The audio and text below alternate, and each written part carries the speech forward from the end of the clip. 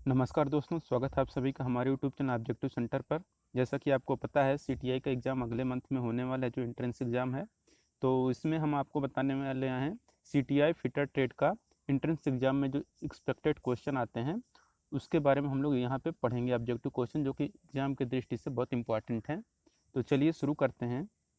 पहला क्वेश्चन है, in outside micrometer datum line and graduation line are marked on. Outside micrometer में datum line और graduation को किस पर अंकित किया जाता है?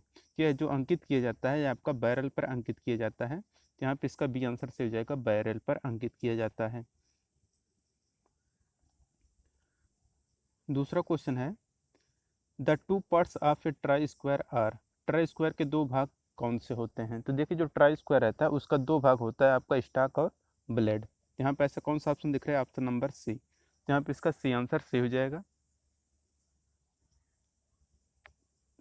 चलते हैं। तीसरा क्वेश्चन है कि a micrometer has a negative error of 0.03 mm। What is the correct reading if the micrometer measure 40.53 mm। Micrometer में 0.03 mm ऋणात्मक त्रुटि है। यदि माइक्रोमीटर 40.53 mm नापता है तो सही पाठन क्या होगा?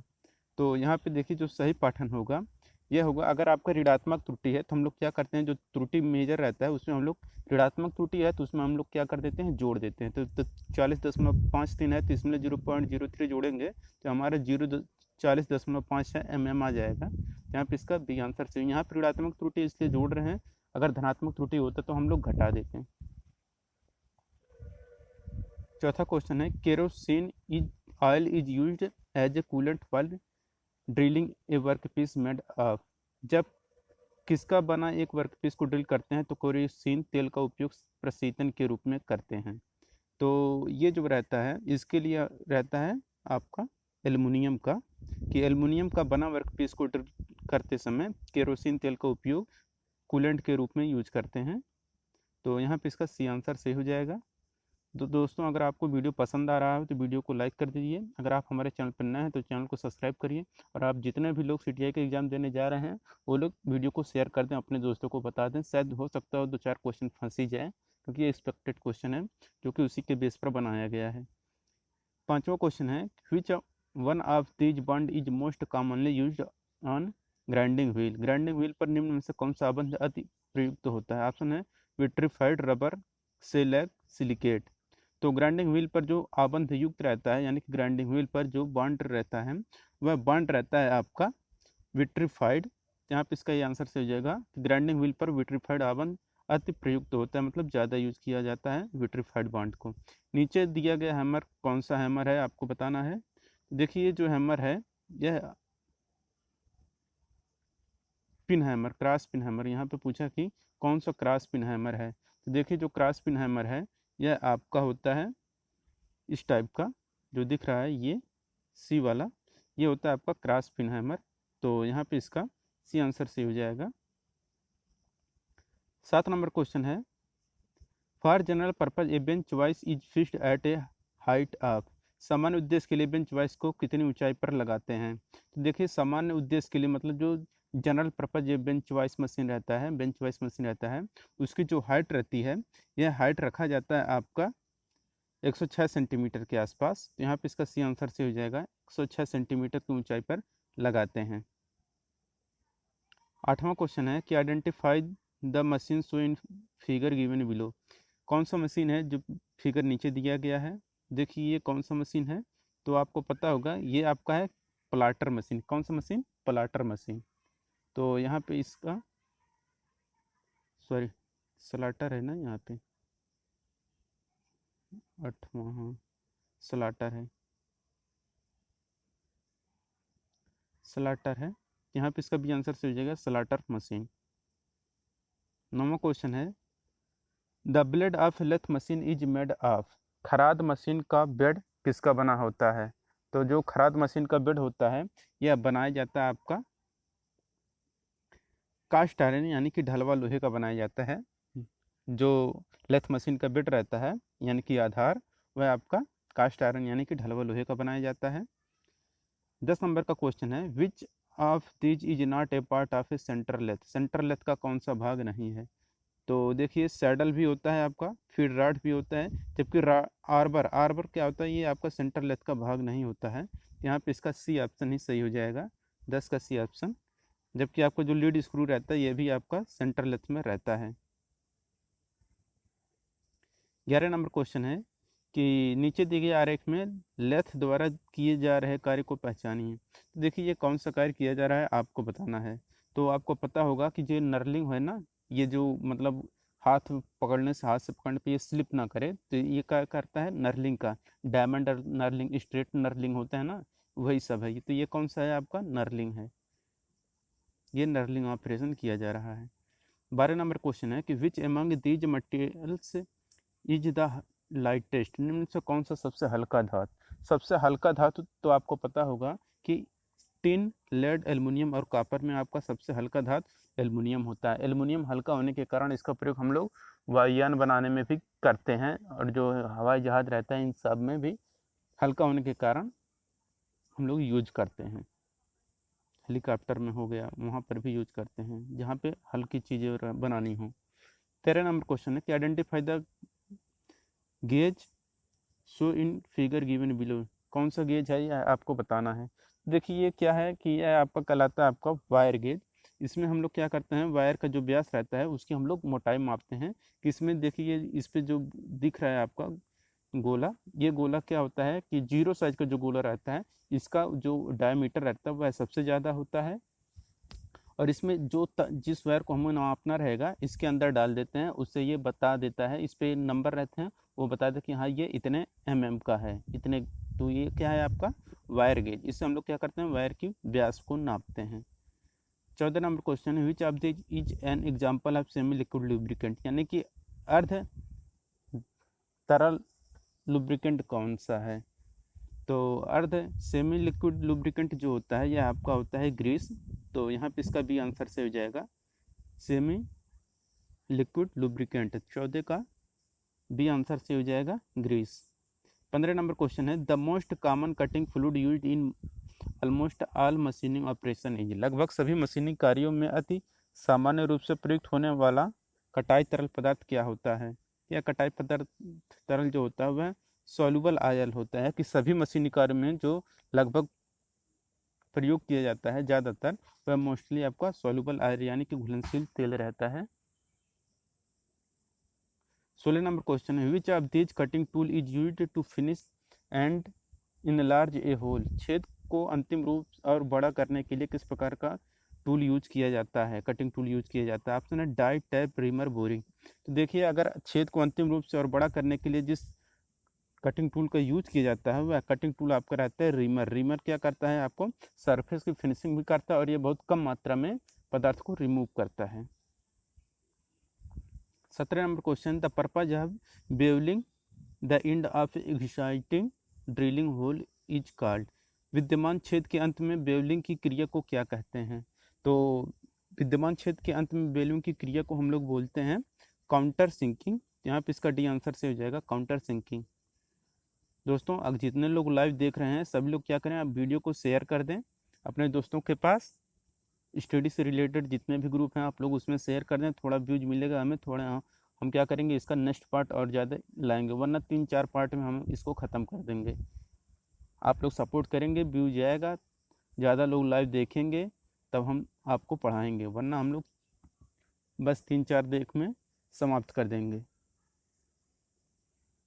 18 नंबर क्वेश्चन है कि नीचे दिए गए आरेख में रेती से कट दिखाया गया है, यह किस प्रकार का कट है। ये जो कट दिख रहा है यहाँ पे देखिए, ये जो कट है यह कौन सा कट है, ये जो रहता है, ये जो कट है ये आपका रस्प कट होता है। तो यहाँ पे इसका डी आंसर सही हो जाएगा, रस्प कट होता है ये फिगर जो दिख रहा है। 19 नंबर क्वेश्चन है the teeth of the hexa blade are bent a so below it is called, hexa blade के दांत के नीचे दिखाए गए अनुसार मोड़ते हैं तो इसे क्या कहते हैं। अगर ये जो है मुड़ा गया है, ये जो हेक्सा ब्लेड का टीथ है, ये जो टीथ है ये होता है आपका सेट। तो यहाँ पे इसका सी आंसर से हो जाएगा सेट। तो 19 का सी आंसर सही हो जाएगा। 20 नंबर क्वेश्चन है, it is a type of paper that can be used for sending down hard and rough surface, it is called. यह एक प्रकार को कागज होता है, एक प्रकार का कागज होता है जिससे कठोर और खुरदुरे सतहों को चिकना बनाने के लिए प्रयोग किया जाता है, इसे हम लोग क्या कहते हैं? तो यह कहलाता है आपका जो पेपर रहता है, ये जो कागज रहता है ना, जिससे हम लोग कठोर और खुरदरे सतहों को चिकना बनाने के लिए प्रयोग करते हैं, ये जो पेपर रहता है ये आपका एमरी पेपर होता है। तो यहाँ पे इसका डी आंसर सही हो जाएगा। एमरी पेपर होता है वह पेपर होता है जिससे क्या होता है कि कठोर और खुरदरे सतह को चिकना बनाने के लिए यूज किया जाता है। ये एक प्रकार का पेपर ही रहता है, यानी कागज रहता है। 21 नंबर क्वेश्चन है, नीचे दी गई आरेख में 4 भिन्न प्रकार के इस्पातों के इस्पार के गुण को बताया गया है, निम्न में से कौन सा उच्च कार्बन इस्पात का प्रतिनिधित्व करता है? तो कौन सा उच्च कार्बन इस्पात का प्रतिनिधित्व करता है? वो रहता है आपका ये जो दिख रहा है ना, यही आपका उच्च कार्बन इस्पात का प्रतिनिधित्व कर रहा है। यहाँ पे इसका आपका ए आंसर सही हो जाएगा। 22 नंबर क्वेश्चन है, which one of this is not A type of oxy acetylene flame? निम्न से कौन ऑक्सी एसिटिलीन प्रकार का लव नहीं है? तो ऑप्शन है आपका न्यूट्रल फ्लेम, नेचुरल फ्लेम, और है ऑक्सीडाइजिंग फ्लेम, कार्बोराइजिंग फ्लेम। तो ऑक्सी एसिटिलीन देखिए न्यूट्रल फ्लेम में आपका 1:1 के अनुपात में रहता है। ऑक्सीजन और ऑक्सी एसिटिलीन जो रहता है मतलब एसिटिलीन गैस, इन दोनों का रेशियो आपको पता है न्यूट्रल फ्लेम हो जाता है। ऑक्सीडाइजिंग फ्लेम में आपका क्या होता है, ऑक्सीजन की मात्रा कम होती है और इसके बाद जो एसिटिलीन रहती है उसकी मात्रा कम होती है। और कार्बोराइजिंग में आपका ऑक्सीजन की मात्रा कम होती है और एसिटिलीन की मात्रा ज़्यादा होती है, तो है हमारा कार्बोराइज। लेकिन ये न्यूट्रल फ्लेम जो है यानी कि नेचुरल फ्लेम है, प्राकृतिक लव, ये आपका क्या है, ऑक्सी एसिटिलीन प्रकार का गैस नहीं है, तो लव नहीं है। यहाँ पे इसका बी आंसर ही सही हो जाएगा कि कौन सा आपका ऑक्सी एसिटिलीन लव नहीं है, तो वह आपका है नेचुरल फ्लेम। 23 नंबर क्वेश्चन है, the drilled hole is larger than the size of the drill used, it could be due to. प्रयोग किए गए ड्रिल के आकार में छेद का आकार बड़ा है, यह किस कारण से हो सकता है? यह जो कारण होता है, इसका मेन कारण हो सकता है कि कटिंग एज की असमान लंबाई, यानी कि unequal length of the cutting edge, मतलब कटिंग एज की असमान लंबाई के प्रयोग किए गए ड्रिल के आकार से छेद का आकार बड़ा है। 24 नंबर क्वेश्चन है, if a bench vice is over tightened what is likely to be damage? यदि बेंच वाइस बहुत ज़्यादा कस दिया जाए तो किस प्रकार का दोष उत्पन्न हो सकता है? यह देखिए क्या होगा कि आपका जो दोष उत्पन्न होगा वह आपका स्पिंडल होगा। तो यदि बेंच वाइस बहुत ज़्यादा कस हुआ है तो स्पिंडल का दोष होने की संभावना होती है, तो यहाँ पे इसका बी आंसर से स्पिंडल। 25 नंबर क्वेश्चन है, which of this is not A base unit under SI system of units? इकाइयों के एसआई मत में कौन आधार इकाई नहीं है? तो देखिए हम लोग क्या जानते हैं, केल्विन यह आपका एसआई यूनिट है। कैंडेला भी, केल्विन क्या होता है आपका टेम्परेचर का होता है, कैंडेला जो प्रकाश की तीव्रता, कैंडेला। फिर मोल होता है आप पदार्थ की मात्रा मोल में, और इसके बाद जूल क्या होता है, ये आपका कार्य का व्युत्पन्न मात्रक होता है, जूल कार्य का व्युत्पन्न मात्रक होता है, ठीक, जूल।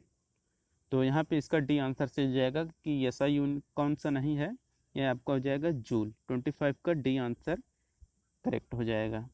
26 नंबर क्वेश्चन है, the main purpose of heat treatment process normalising is, मतलब ऊष्मा उपचार प्रक्रिया नॉर्मलाइजिंग का मेन उद्देश्य क्या होता है? तो देखिए हम लोग जो नॉर्मलाइजिंग करते हैं ना, वो नॉर्मलाइजिंग क्या करते हैं कि जो रिमूव इंटरनल स्ट्रेस, यानी कि जो उसके अंदर आंतरिक प्रतिरोध जो रहता है उसको हम लोग दूर करने के लिए करते हैं। तो यहाँ पे ऐसा ऑप्शन कौन सा दिख रहा है कि रिमूव इंड्यूस्ड स्ट्रेस या इंटरनल स्ट्रेस, यहाँ पे करेक्ट हो जाएगा ऑप्शन नंबर ए, रिमूव इंड्यूस्ड स्ट्रेस। प्रेरित तनाव को कम करने के लिए या आंतरिक तनाव को कम करने के लिए हम लोग नॉर्मलाइजिंग प्रोसेस यूज करते हैं।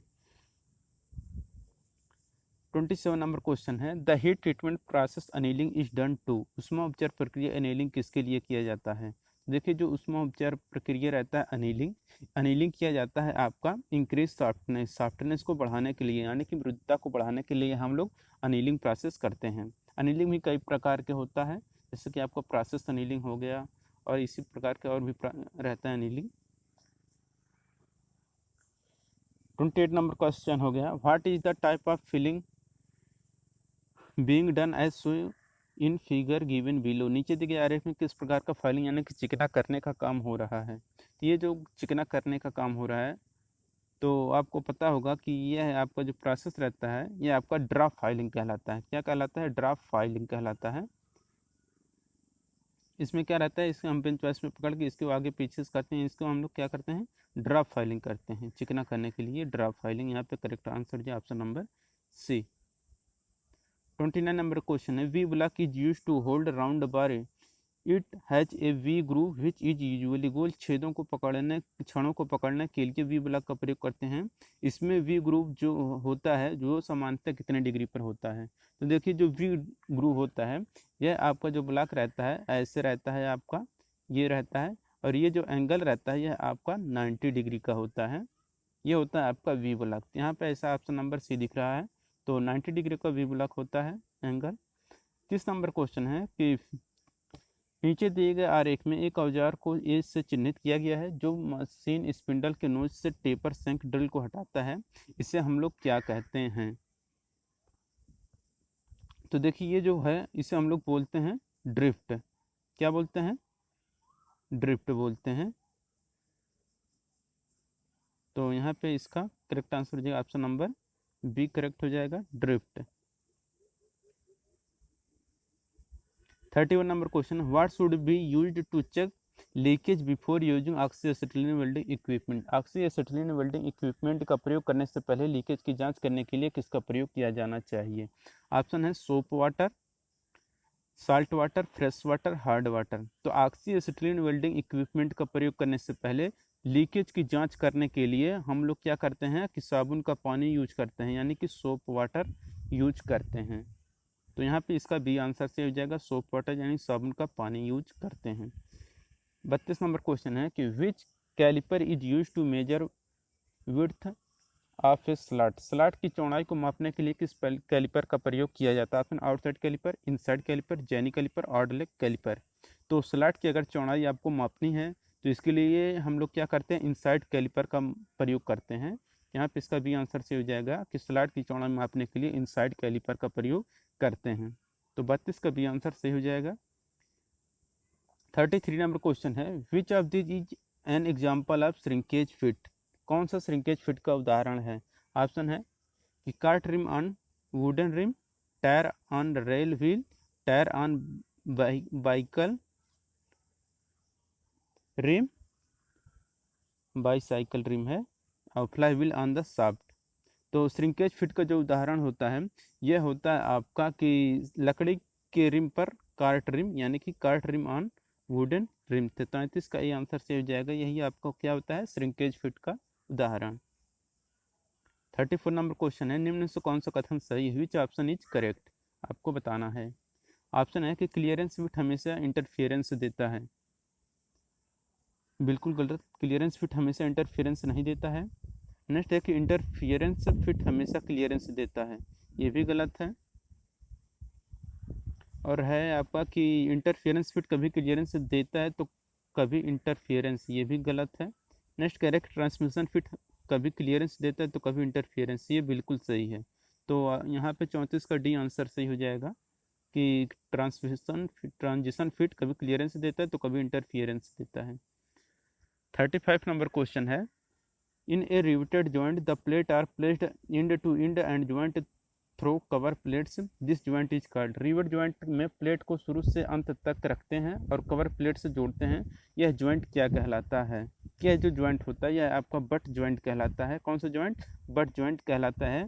कि रिवेट जॉइंट में प्लेट को शुरू से अंत तक रखते हैं और कवर प्लेट से जोड़ते हैं, तो यह हमारा बट जॉइंट कहलाता है। क्या होता है कि ये रहता है और ये किसी से ऐसे सटा के रहता है, फिर एक प्लेट इस पे लगा देते हैं, फिर यहाँ पे इसका रिवेटिंग कर देते हैं ऐसे। ये हमारा होता है आपका बट जॉइंट। लेफ्ट जॉइंट आपको पता होगा कि लेफ्ट जॉइंट में ऐसे रख के फिर यहाँ पे रिवेट लगा देते हैं। 36 नंबर क्वेश्चन है, a gauge is basically, a gauge मूलतः क्या होते हैं? तो आपको पता होगा कि जो गेज होते हैं यह मुख्यतः आपके चेकिंग इंस्ट्रूमेंट होते हैं। तो यहाँ पे इसका बी आंसर से हो जाएगा, 36 का बी, चेकिंग इंस्ट्रूमेंट।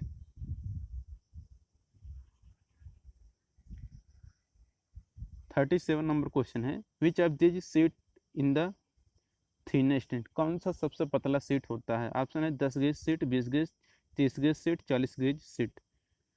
तो देखिए, अगर ये जो नंबर ऑफ सीट अगर बढ़ रहा है, जैसे 40 गेज सीट, तो क्या होता है, वो बढ़ता जाता है। अगर इनमें से अगर बात करें तो सबसे बड़ा कौन सा होगा? आपका 10 गेज, फिर इससे जो छोटा होगा वह आपका 20 होगा, फिर इससे छोटा 30 वाला होगा, और सबसे छोटा 40 वाला होगा, सबसे पतला। तो यहाँ पे इसका 40 गेज फीट सीट जो है, ये आपका सबसे छोटा मतलब पतला होगा। तो 37 यहाँ पे डी आंसर से हो जाएगा। जैसे जैसे नंबर बढ़ता जाता है, आपका गेज का जो साइज नंबर बढ़ने से आपका पतला होता जाता है। 38 नंबर क्वेश्चन है, as per Indian standard a special set of slip gauge is used consist of, भारतीय मानक के अनुसार स्लिप गेज के एक विशेष सेट में क्या होता है? तो कितना होता है आपका? टोटल होता है 112 पीस। तो भारतीय मानक के अनुसार स्लिप गेज के एक विशेष सेट में 112 पीस होते हैं।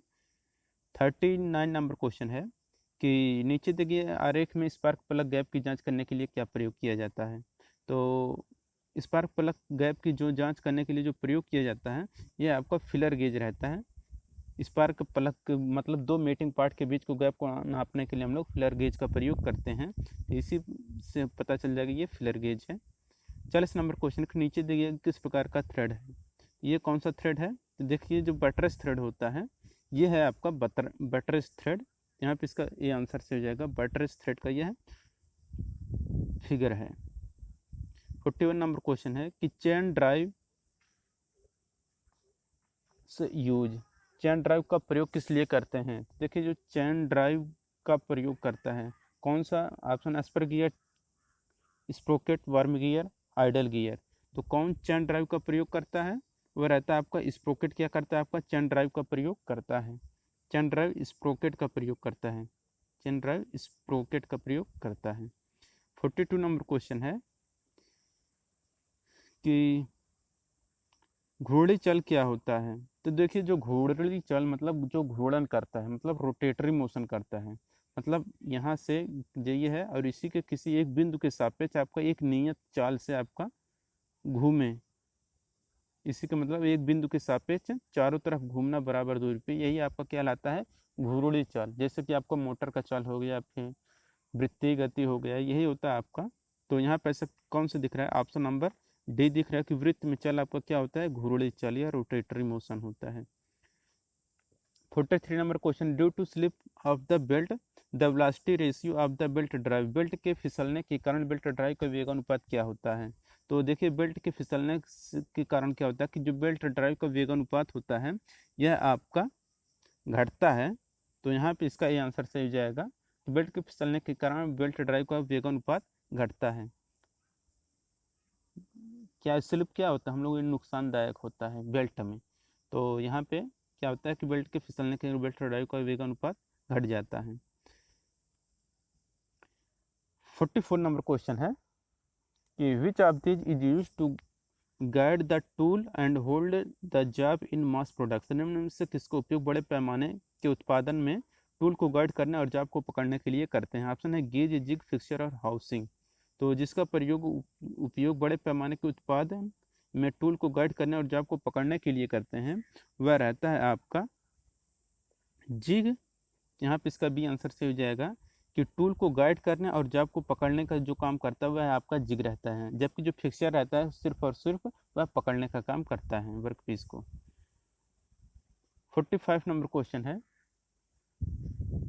The cutting tool showing figure given below used on, नीचे दिए गए आरेख मतलब फिगर दिखाया गया उसमें कटिंग टूल का उपयोग किस पर होता है?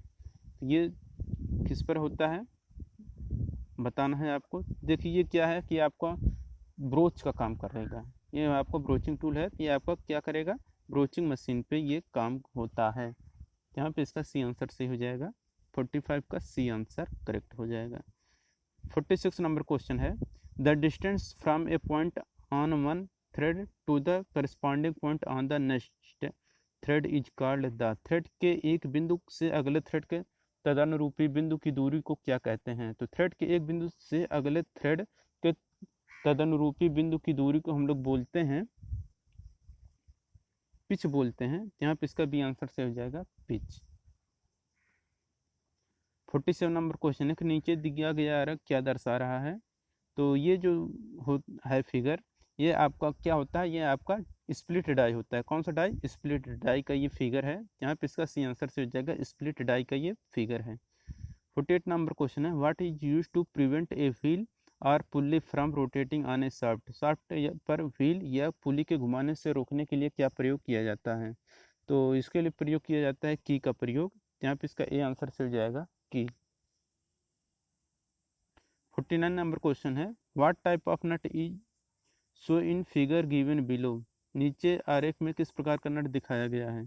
ये जो नट है, ये आपका जो नट है, ये आपका स्लॉटेड नट है। कौन सा? स्लॉटेड नट का फिगर है। यहाँ पे इसका सी आंसर से हो जाएगा स्लॉटेड नट।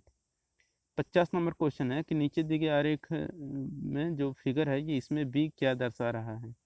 तो बी बताना है कि क्या दर्शा रहा है। ये देखिए, ये बी है, क्या है, यहाँ से यहाँ तक ये मतलब एकदम आउटर सरफेस है ना। तो आउटर सरफेस जो रहता है यही आपका क्या कहलाता है? आपका मेजर डायमीटर, मतलब बड़ा व्यास या बाहरी व्यास कहलाता है। यहाँ पे इसका करेक्ट आंसर हो जाएगा मेजर डायमीटर। तो दोस्तों, अगर वीडियो पसंद आया हो तो वीडियो को लाइक करिए। अगर आप हमारे चैनल पर नए तो चैनल को सब्सक्राइब करिए। 51 नंबर क्वेश्चन है कि विच की type has a semi circular shape. किस प्रकार की चाबी का आकार अर्धवृत्ताकार होता है? मतलब इस आकार का होता है। आपको पता होगा कि इस प्रकार का जो आपको दिखता है चाबी की देखे होंगे, ये कौन सा की होता है आपको बताना है। ये होता है हमारा वुडरफ की। कौन सा की होता है? वुडरफ की का आकार होता है इस तरह से। ये कुछ मोटाई में है, ये इसका मोटाई है, फिर ये अर्धव्यास में रहता है और ये नीचे का सरफेस है। ये हमारा वुडरफ की होता है। तो 51 का बी आंसर सही हो जाएगा, वुडरफ की। 52 नंबर क्वेश्चन है eye bolt are used. Eye bolt का प्रयोग होता है। तो आई बोल्ट का प्रयोग हम लोग करते हैं भारी मशीन को उठाने और परिवहित करने में हम लोग आई बोल्ट का यूज करते हैं। यहाँ पे इसका सी आंसर सही हो जाएगा कि for lifting and transporting heavy machinery. 53 number question है this tool has a sharp metal point for marking on metal. किस टूल का प्रयोग धातु पर चिन्ह लगाने के लिए करते हैं? मतलब इस प्रकार के टूल में धातु पर चिन्ह लगाने के लिए धातु का तेज सिरा होता है। तो देखिए क्या होता है, ये हमारा स्क्राइबर होता है। स्क्राइबर क्या हमारा एक मार्किंग टूल है। ये क्या होता है? ऐसे एक नुकीला सा रहता है, नुकीला टाइप का होता है। इसे हम लोग क्या करते हैं, किसी के सरफेस पे हम लोग ऐसे मार्किंग करते हैं जहाँ से कोई काम करना हो सीधा में, तो इसी से हम लोग हल्का सा मार्क कर देते हैं। 54 नंबर क्वेश्चन है why is a ratchet staff provide to the spindle of an outside micrometer. बाहरी माइक्रोमीटर के स्पिंडल में रैचेट स्टाफ क्यों दिया जाता है? तो देखिए, जो रैचेट स्टाफ दिया जाता है इसका सिर्फ और सिर्फ अत्यधिक दाब को रोकने के लिए हम लोग क्या करते हैं, रैचेट स्टाफ का प्रयोग करते हैं, कि जिससे कि हमारा दाब को, अत्यधिक दाब को रोक सकें, यानी कि to prevent excessive pressure. 55 number question है there are different pitch of hexa that are is use. The coarse pitch is. भिन्न पिच वाले हेक्सा का उपयोग मोटा पिच कौन सा होता है? तो भिन्न पिच वाले हेक्सा का उपयोग मोटा पिच जो होता है वह मोटा पिच होता है आपका 1.8 mm का। यहाँ पे इसका ये आंसर से 1.8 mm का। 56 नंबर क्वेश्चन है usually the hammer handle is made of would because. सामान्यतः हथौड़ी का हत्था लकड़ी का बना होता है, क्यों? तो देखिए, जो सामान्यतः हथौड़ी का हत्था लकड़ी का बनाया जाता है क्योंकि यह आपका आघात, यानी कि आपका शॉक अब्जॉर्बर की तरह कार्य करता है। लकड़ी जो होता है यह शॉक अब्जॉर्बर होता है, मतलब यह झटके को सहन कर सकता है। तो यहाँ पे इसका भी आंसर सही हो जाएगा। 57 नंबर क्वेश्चन है which portion of a file is hardened and tempered. File का कौन सा भाग कठोर और टेम्पर किया जाता है? तो देखिए, जो फाइल का जो भाग कठोर और टेम्पर किया जाता है वह आपका रहता है बॉडी, यानी कि तना। बॉडी को हम लोग हार्ड और टेम्पर करते हैं, बाकी सब नहीं करते हैं, क्योंकि हमारा जिससे काम लेना रहे सिर्फ उसी को हार्ड करते हैं, ताकि उसे मशीनी काम लिया जा सके। बाकी अगर सबको टेम्पर कर देंगे, हार्ड कर देंगे, तो क्या हो जाएगा, उसे क्या होगा कि वह टूटने की संभावना उसकी बढ़ जाती है। यहाँ पे इसका सी आंसर से हो जाएगा body. Which chisel is use to cut keyway, keyway को बनाने के लिए किस छनी का प्रयोग किया जाता है, आपको बताना है। तो देखिए, कीवे बनाने के लिए जिस छनी का यूज किया जाता है वह छनी आपका रहता है क्रॉस कट छनी। कौन सा छनी रहता है, क्रॉस कट चीजल। तो यहाँ पे इसका बी आंसर से हो जाएगा 58 का बी आंसर। तो जितने लोग लाइव देख रहे हैं दोस्तों, सभी लोग वीडियो को शेयर कर दें। कल के वीडियो में व्यूज बहुत कम आया था, वैसे अगर आपको चलेगा तो शायद हम बंद ही कर दें, नेक्स्ट वीडियो नहीं डालेंगे। व्यूज आप लोगों को कम से कम शेयर तो कर दो यार, देखते हो तो शेयर भी कर दो यार। अगर आपको कुछ फ़ायदा हो रहा है तो हमारा भी कुछ फ़ायदा करो यार, व्यूज आए, लाइक मिले। 59 नंबर क्वेश्चन है, which statement is not true about lapping, lapping के संबंध में कौन सा कथन सत्य नहीं है। ऑप्शन है, it is a slow process, it is an abrasive process, it used bonded abrasive, tight tolerance can be obtained by this process. तो लैपिंग के कथन संबंध में जो कथन सत्य नहीं है, यह आपको बताना है। पहला कि ये एक धीमी प्रोसेस है, यह बिल्कुल सही है। ये आपका अपघर्षित प्रोसेस, ये भी सही है। यह बॉन्डेड अपघर्षक है, ये गलत है। और नेक्स्ट कह रहे हैं कि इस प्रोसेस में टाइट टॉलरेंस प्राप्त किया जा सकता है, ये भी बिल्कुल सही है। तो यहाँ पे कह रहा है सही नहीं है, तो यहाँ पे इसका सी आंसर ही सही नहीं है, तो यहाँ पे इसका आंसर करेक्ट हो जाएगा। 60 नंबर क्वेश्चन है, many metal particularly non-ferrous metal have a tendency to harden with time, this is called, अधिकांश धातु विशेषकर अलाव धातु में समय के साथ कठोर हो जाने का गुण होता है, इसे हम लोग क्या बोलते हैं। तो देखिए कह रहा है कि टाइम, विथ हार्डनड विथ टाइम, जब टाइम की बात क्या हो जाएगा, ये हमारा हो जाएगा एज हार्डनिंग। एज हार्डनिंग में क्या होता है कि अधिकांश धातु विशेष अलाव धातु में समय के साथ कठोर हो जाने का गुण क्या कहलाता है, हमारा एज हार्डनिंग कहलाता है। तो 60 के यहाँ पे सी आंसर से जाएगा एज हार्डनिंग। 61 नंबर क्वेश्चन है, which of these is an indirect measuring tool, कौन सा अप्रत्यक्ष मापन औजार है। ऑप्शन है, inside caliper, vernier caliper, universal bevel protractor, inside micrometer. तो अप्रत्यक्ष मापन औजार जो है यह है आपका इनसाइड कैलिपर। यहाँ पे इसका ए आंसर से हो जाएगा इनसाइड कैलिपर, यानी कि आंतरिक कैलिपर आपका इनडायरेक्ट मेजरिंग टूल है। बाकी आपको वर्नियर कैलिपर जो है ये आपका डायरेक्ट मेजरिंग टूल है, यूनिवर्सल वाला ये भी आपका डायरेक्ट मेजरिंग टूल है, और ये आपका इनसाइड माइक्रोमीटर भी डायरेक्ट मेजरिंग डिवाइस है। 62 number question, the list count of vernier caliper.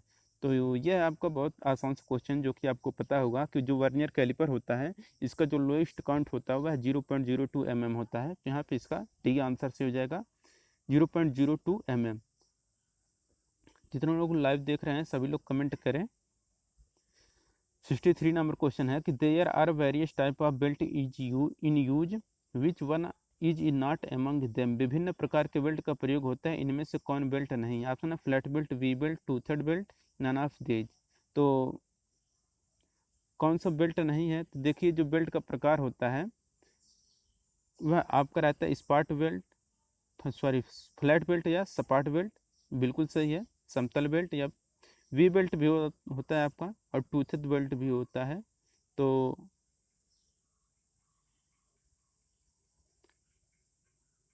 यहाँ पे इसका करेक्ट आंसर क्या हो जाएगा, ऑप्शन नंबर डी यहाँ पे सही हो जाएगा। नन ऑफ दी, इनमें से कोई नहीं जो बेल्ट नहीं है, यानी कि सब के सब क्या है, बेल्ट हैं। 63 का डी आंसर करेक्ट हो गया यहाँ पे। 64 नंबर क्वेश्चन है, if it is required to bring the driven shaft to speed in a gradual manner, the drive used will be, यदि ड्राइवन शाफ्ट को धीरे धीरे गति में लाना हो तो प्रयुक्त ड्राइव क्या होगा। तो यह जो प्रयुक्त ड्राइव होगा वह आपका क्लच होगा। तो यहाँ पे इसका भी आंसर से जाएगा क्लच। क्लच पर अगर आपको क्वेश्चन पढ़ना है तो हमने पढ़ा दिया है, आप सर्च कर सकते हैं यूट्यूब से कि क्लच बाय ऑब्जेक्टिव सेंटर, आपको वीडियो आ जाएगा। 65 नंबर क्वेश्चन है, the pressure applied on a confined fluid is transmitted undiminished in all direction and act to right angle to the contain area, this is statement of. जब बंद द्रव पर दाब लगाते हैं तो यह बिना घटे सभी दिशाओं में पारेषित होता है और अंतर्विष्ट क्षेत्र में समकोण पर कार्य करता है। यह कथन क्या है? तो देखिए यह जो कथन होता है, यह कथन आपका रहता है पास्कल का लॉ, यानी कि पास्कल का सिद्धांत है यह। यहाँ पे इसका सी आंसर से बायल आपको पता होगा कि यह आपका गैसों के नियम में चलता है, जिसमें आपका टेम्परेचर कांस्टेंट होता है। चार्ल्स लॉ जो रहता है इसमें प्रेशर रहता है कांस्टेंट रहता है। बाकी हुक का जो नियम है यह आपको पता ही होगा कि यह मटेरियल वाला जो रहता है, हम लोग एमएमएस में पढ़ते हैं, मटेरियल साइंस में, तो उसमें आपको हुक का रहता है कि जो रहता है कि प्रतिबल समानुपाती विकृति के, वही हमारा क्या होता है, प्रतिबल समानुपाती जो रहता है विकृति के, ये हमारा हुक का नियम होता है। 66 नंबर क्वेश्चन है कि which of this is anti friction bearing, निम्न से कौन सा घर्षण विरोधी बियरिंग है? तो घर्षण विरोधी बियरिंग कौन सा ऑप्शन है? Ball bearing, roller bearing, needle bearing, D है ऑल ऑफ दीज। तो घर्षण विरोधी जो बियरिंग होता है ये आपका बॉल बियरिंग भी होता है, रोलर बियरिंग भी, नीडल बियरिंग भी होता है। तो यहाँ पे इसका डी आंसर से हो जाएगा ऑल ऑफ दीज। मतलब ball bearing, roller bearing, needle bearing सभी के सभी क्या हैं? एंटी फ्रिक्शन बियरिंग हैं। 67 नंबर क्वेश्चन है the jig which does not have a base but can be set over the job to be drill is called. वह jig जिसका कोई आधार नहीं होता है लेकिन ड्रिल करने के लिए इसे जॉब पर सेट करते हैं, क्या कहते हैं? तो इसे हम लोग वो क्या कहते हैं? ऑप्शन है box jig, sandwich jig, channel jig, trunnion jig. तो वह जिग जिसका कोई आधार नहीं होता लेकिन ड्रिल करने के लिए इसे जॉब पर सेट करते हैं, यह कहलाता है आपका चैनल जिग। यहाँ पे इसका सी आंसर से हो जाएगा चैनल जिग। 68 नंबर क्वेश्चन है कि पीपीई का फुल फॉर्म क्या होता है, आपको बताना है। तो पीपीई का फुल फॉर्म होता है आपका पर्सनल प्रोटेक्टिव इक्विपमेंट। तो यहाँ पे इसका सी आंसर से हो जाएगा personal protective equipment. 69 number question है the box which contain the usual medicine cotton bandage ETC is called which box. जिस बॉक्स में सामान्य दवाएं, रुई, पट्टी आदि होती हैं उसे हम लोग कौन सा बॉक्स कहते हैं? तो वो देखिए वो जो क्या जो रहता है वो हमारा फर्स्ट एड बॉक्स रहता है, फर्स्ट एड बॉक्स। यहाँ पे इसका सी आंसर से हो जाएगा फर्स्ट एड बॉक्स होता है, जिसमें हमारा क्या होता है कि सामान्य दवा, रुई, पट्टी आदि होती है, वह हमारा फर्स्ट एड बॉक्स रहता है। 70 नंबर क्वेश्चन है which of the following is A soft skill. निम्न से कौन सा एक मृदु कौशल है? ऑप्शन है positive attitude, good communication skill, self confidence, D है ऑल ऑफ दीज। तो जो आपका सॉफ्ट स्किल है वह सॉफ्ट स्किल में है आपका कि सकारात्मक दृष्टिकोण, अच्छा संप्रेषण कौशल और आत्मविश्वास, यह सभी हैं आपका मृदु कौशल। तो यहाँ पे इसका डी आंसर से हो जाएगा all of these. 71 number question which of the following skill a trainee learn in fitter trade. निम्न से कौन सा कौशल एक प्रशिक्षु फिटर ट्रेड में सीखता है? तो फिटर ट्रेड में देखिए क्या क्या सिखाया जाता है। आपका फाइलिंग करना भी सिखाया जाता है, रीति होती हम लोग पढ़ते ही हैं। सुरक्षा कौशल मतलब खुद की सुरक्षा भी है आपका, खुद की सुरक्षा और जहाँ स्थान पर रहते हैं वहाँ की सुरक्षा, ये सब क्या है इसके बारे में भी हम लोग पढ़ते हैं। पहला चैप्टर यहीं से व्यावसायिक सुरक्षा और स्वास्थ्य से शुरू होता है। और है आपका ग्राइंडिंग, ग्राइंडिंग भी हम लोग भाई अगर जो टूल यूज कर रहे हैं वह अगर क्या हो जाए, ख़राब हो जाए, तो हम लोग उसका ग्राइंडिंग भी करते हैं। तो यहाँ पे इसका डी आंसर चूँकि ऑल ऑफ दीज के फिटर के अंदर इन तीनों का भी अध्ययन किया जाता है। 72 नंबर क्वेश्चन है which file is use to produce highly finished surface. उच्च परिष्कृत वाली सतह बनाने के लिए कौन सी रेती का प्रयोग किया जाता है? तो उच्च परिष्कृत वाली सतह बनाने के लिए जो रेती प्रयोग किया जाता है, यह रेती आपका डेड स्मूथ फाइल रहता है। यहाँ पे इसका बी आंसर से हो जाएगा dead smooth file. 73 number question which type of chisel is used for cutting कीवे and salad. किस प्रकार की छेनी का प्रयोग कीवे और सलाड को काटने के लिए किया जाता है? तो ऑप्शन है flat chisel, cross cut chisel, web chisel, none of these. जिस प्रकार की छेनी का प्रयोग कीवे और सलाड को काटने के लिए किया जाता है वह रहता है आपका क्रॉस कट चीजल। यहाँ पे इसका बी आंसर से हो जाएगा cross cut chisel. 74 number question है which are the following is a part of pillar drilling machine. निम्न से कौन सा पिलर ड्रिलिंग मशीन का एक हिस्सा? ऑप्शन है base, feed handle, motor control, D है ऑल ऑफ दीज। तो पिलर ड्रिलिंग मशीन का जो हिस्सा है वह आपका बेस भी होता है, फीड हैंडल भी होता है और मोटर कंट्रोल भी होता है। यहाँ पे इसका डी आंसर से हो जाएगा ऑल ऑफ दीज। जितने लोग लाइव देख रहे हैं सब लोग वीडियो को शेयर कर दें अपने दोस्तों के साथ, और वीडियो अगर आपको अच्छा लग रहा हो तो वीडियो को आप लोग लाइक कर दीजिए जाते जाते। 75 नंबर क्वेश्चन है, which of the following is a part of twist drill. निम्न में से कौन सी ट्विस्ट ड्रिल का एक हिस्सा है। ऑप्शन है body, shank, body, both body and shank, D है नन ऑफ दीज। तो ट्विस्ट ड्रिल का जो हिस्सा है वह आपका होता है बॉडी और सैंक दोनों होता है। तो यह आपका सी आंसर से हो जाएगा यहाँ पे कि बॉडी और सैंक दोनों आपके ट्विस्ट ड्रिल के पार्ट होते हैं। 76 नंबर क्वेश्चन है कि cutting speed is expressed in. Cutting speed को हम लोग किसमें मेजर करते हैं या मापते हैं। तो कटिंग स्पीड आपको पता होगा कि हम लोग जो मापते हैं वह हमारा मीटर पर मिनट में रहता है। तो यहाँ पे इसका सी आंसर सही हो जाएगा। मीटर में क्या रहता है, हमारा दूरी मापते हैं, प्रति मिनट यह हमारा रेट नापता है, मतलब ये तो है नहीं समय। मिनट, मिनट प्रति मीटर ये भी उल्टा हो जा रहा है कि मीटर प्रति मिनट में हम लोग कटिंग स्पीड नापते हैं कि 4 मीटर प्रति मिनट हो गया, 60 मीटर पर मिनट, ऐसे मापते हैं। What is the value of point angle for general purpose drill. मतलब सामान्य प्रयोजन ड्रिल के लिए पॉइंट एंगल का मान कितना होता है। तो सामान्य पर्पज ड्रिल मशीन के लिए जो पॉइंट एंगल का मान रहता है वह हमारा 118 डिग्री होता है। तो 77 के यहाँ पे सी आंसर से हो जाएगा 118 डिग्री। 78 नंबर क्वेश्चन है, which of the following term is related to grinding wheel. इनमें से कौन सा शब्द ग्राइंडिंग व्हील से संबंधित है। ऑप्शन है glazing, truing, both glazing and truing, none of these. तो ग्राइंडिंग व्हील से जो हमारा जो संबंध रखता है वह संबंध रहता है हमारा ग्लेजिंग और ट्रूइंग। यहाँ पे इसका सी आंसर से हो जाएगा कि both glazing and truing. 79 number question है, निम्न में से किस प्रकार के ग्राइंडर को दर्शाया जाता है। तो कौन सा दर्शाया गया है, ये जो ग्राइंडर है यह कौन सा ग्राइंडर है आपको बताना है। तो देख लीजिए एक बार, ये जो ग्राइंडर है ये हमारा कहलाता है आपका पेडास्टल ग्राइंडर। कौन सा ग्राइंडर, पेडास्टल ग्राइंडर कहलाता है। तो यहाँ पे इसका करेक्ट आंसर देख लीजिए क्या होगा, पेडास्टल ग्राइंडर, ऑप्शन नंबर सी यहाँ पे दिख रहा है, तो ये हमारा हो जाएगा पेडास्टल ग्राइंडर। 80 नंबर क्वेश्चन है,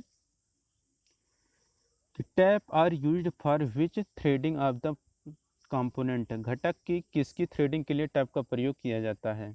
ऑप्शन है external, internal, both external and internal, D है आपका एक्सटर्नल फाइल। तो इसके लिए हम लोग जो यूज करते हैं कि घटक की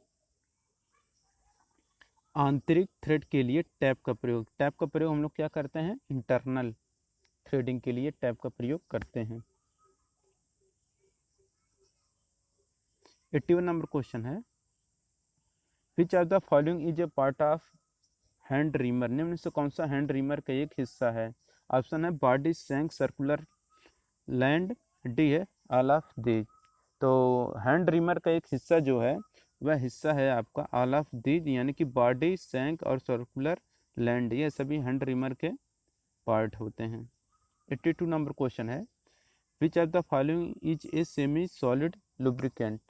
कौन सा सेमी सॉलिड लुब्रिकेंट है, जो कि ये हो चुका है पिछली वीडियो में शायद। तो ये हमारा ग्रीस क्या होता है, सेमी सॉलिड लुब्रिकेंट होता है। तो 82 का बी आंसर करेक्ट हो जाएगा यहाँ पे। 83 number question, which of the following is A purpose of using coolant.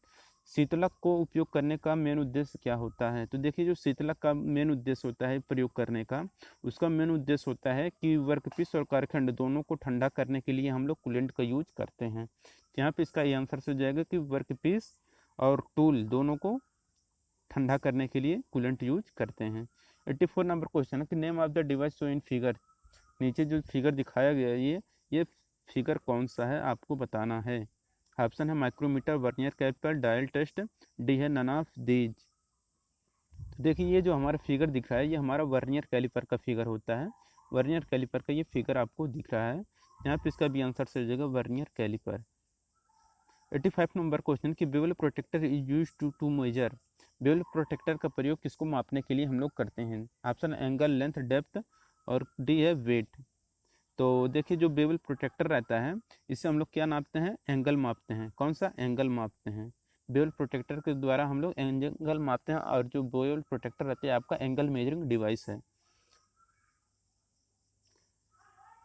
86 number question है, the dial test indicator is used in which of the following work. Dial test indicator का प्रयोग निम्न से किस काम में लिया जाता है। तो डायल टेस्ट इंडिकेटर का जो प्रयोग किया जाता है, इसका मेन प्रयोग हम लोग करते हैं कि देखिए, टू चेक पैरेललिज्म ऑफ साफ्टों की समांतरता की जांच करने के लिए भी डायल टेस्ट इंडिकेटर का यूज करते हैं, और छिद्रों को केंद्रीकरण की जांच करने के लिए, यानी कि टू चेक कॉन्सेंट्रिसिटी ऑफ होल को चेक करने के लिए भी हम लोग डायल टेस्ट इंडिकेटर यूज करते हैं।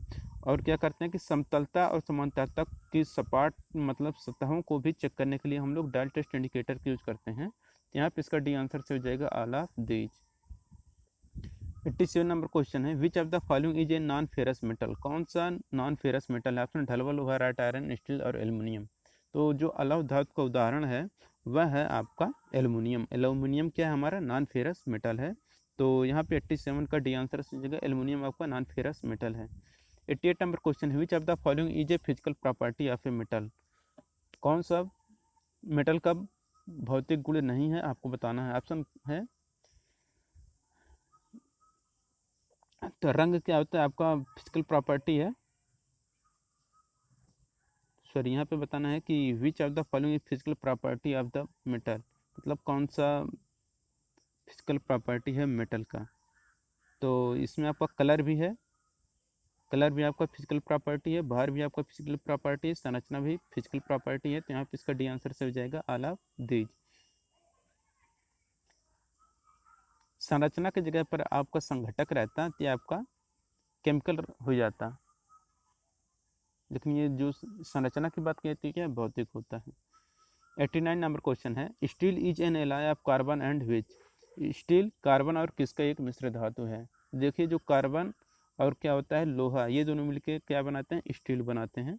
तो 89 के यहाँ पे सी आंसर से हो। और स्टील भी कई प्रकार के होते हैं, अलग अलग रेशियो में मिलाने से कार्बन स्टील जो रहता है कार्बन और आयरन यानी कि लोहा से मिलकर बनाया जाता है। 90 नंबर क्वेश्चन है, cast iron is generally in nature.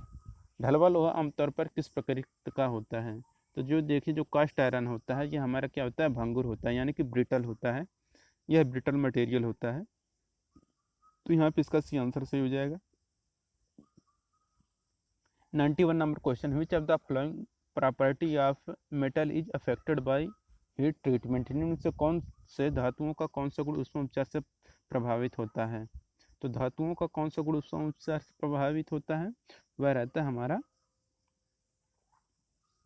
Hardness भी रहता है, डक्टिलिटी और स्ट्रेंथ भी रहता है। अब इसका डी आंसर से हो जाएगा आला दीज। उष्मा उपचार से ये तीनों प्रभावित होते हैं। 92 नंबर क्वेश्चन है, which of the following is a function of soldering flux. Soldering flux का मेन कार्य क्या होता है, आपको बताना है।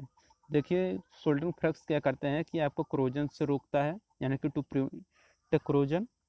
डी है आपका, यहाँ पे बी है आपका कि it removes oxidize from the soldering surface. जहाँ पे हम लोग सोल्डर करते हैं उसको क्या होता है, ऑक्सीडाइज करने से भी रोकता है, यानी कि ऑक्सीकरण को हटाता है या ऑक्सीडाइज होने से भी बचाता है सरफेस को। ये भी बिल्कुल सही है। तीसरा है कि आपको it promote to wet surface, यह गीली सतह को बढ़ावा देता है, बिल्कुल सही है। यहाँ पे इसका डी आंसर से all of these. 93 number question, which of the following is not A type off shoulder. Shoulder का कौन सा प्रकार नहीं है। तो देखिए, सॉफ्ट शोल्डर भी होता है, हार्ड शोल्डर भी होता है, जबकि ये जो ब्रिटल शोल्डर ये बिल्कुल गलत है। ब्रिटल शोल्डर होता ही नहीं है, सॉफ्ट शोल्डर और हार्ड शोल्डर होता है। और ये जो शोल्डर बनाया जाता है यह है आपका पीबी और एशियन, यानी कि लेड और टिन से मिलकर शोल्डर बनाया जाता है। तो 93 का यहाँ पे सी आंसर से हो जाएगा, ब्रिटल शोल्डर जो होता है ये आपका शोल्डर का प्रकार नहीं है। 94 number question, which of the following operation can be perform on the lathe machine. Lathe machine पर कौन सा ऑपरेशन किया जाता है। तो देखिए, आप ड्रिलिंग भी आप कर सकते हैं, नर्लिंग भी कर सकते हैं, और टेपर टर्निंग भी हम लोग लेथ मशीन पर कर सकते हैं। तो यहाँ पे इसका डी आंसर से हो जाएगा all of these. 95 number question है, while drilling on a lathe machine the drill is tight in. Lathe machine पर ड्रिल करते समय ड्रिल को किस में बांधते हैं। तो देखिए, लेथ मशीन पर ड्रिलिंग करते समय हम लोग ड्रिल को कहाँ पे बांधते हैं, टेल स्टॉक पे। कहाँ पे, टेल स्टॉक पे। तो यहाँ पे 95 का ये आंसर से हो जाएगा। टेल स्टॉक पे ड्रिलिंग करते समय, लेथ मशीन पर ड्रिलिंग करते समय हम लोग ड्रिल को टेल स्टॉक पर बांधते हैं। 96 नंबर क्वेश्चन, ये कौन सा औजार है आपको बताना है। तो देखिए क्या है हमारा, इलेक्ट्रोड होल्डर को पकड़ने की, इलेक्ट्रोड को पकड़ने जो वेल्डिंग करते हैं, वेल्डिंग में जो रहता है रॉड, ये रॉड इसी में हम लोग क्या करते हैं, दबाते हैं, फिर इसी से हम लोग क्या करते हैं, वेल्डिंग का काम शुरू करते हैं। तो वेल्डिंग होल्डर है ये, मतलब जो इलेक्ट्रोड होल्डर है, इस इलेक्ट्रोड की इसी में दबा के पकड़ते हैं। 97 number question, which of the following gas does not burn itself but is helpful in combustion. निम्न में से कौन सी गैस स्वयं नहीं जलती है लेकिन दहन में सहायक होती है। तो आपको पता है जो स्वयं ऑक्सीजन स्वयं जलता नहीं, लेकिन ये दूसरों को जलाने में बहुत मदद करता है। तो यहाँ पे 97 के आंसर से हो जाएगा। 98 नंबर क्वेश्चन है कि ये कौन सा मशीन है आपको बताना है। ऑप्शन है milling machine, drilling machine, shaper machine और है आपका सीएनसी मशीन। तो देखिए ये जो मशीन होता है यह आपका है सीएनसी मशीन, यानी कंप्यूटर न्यूमेरिक कंट्रोल मशीन होता है। यहाँ पे इसका डी आंसर से हो जाएगा, सीएनसी लेथ मशीन है ये।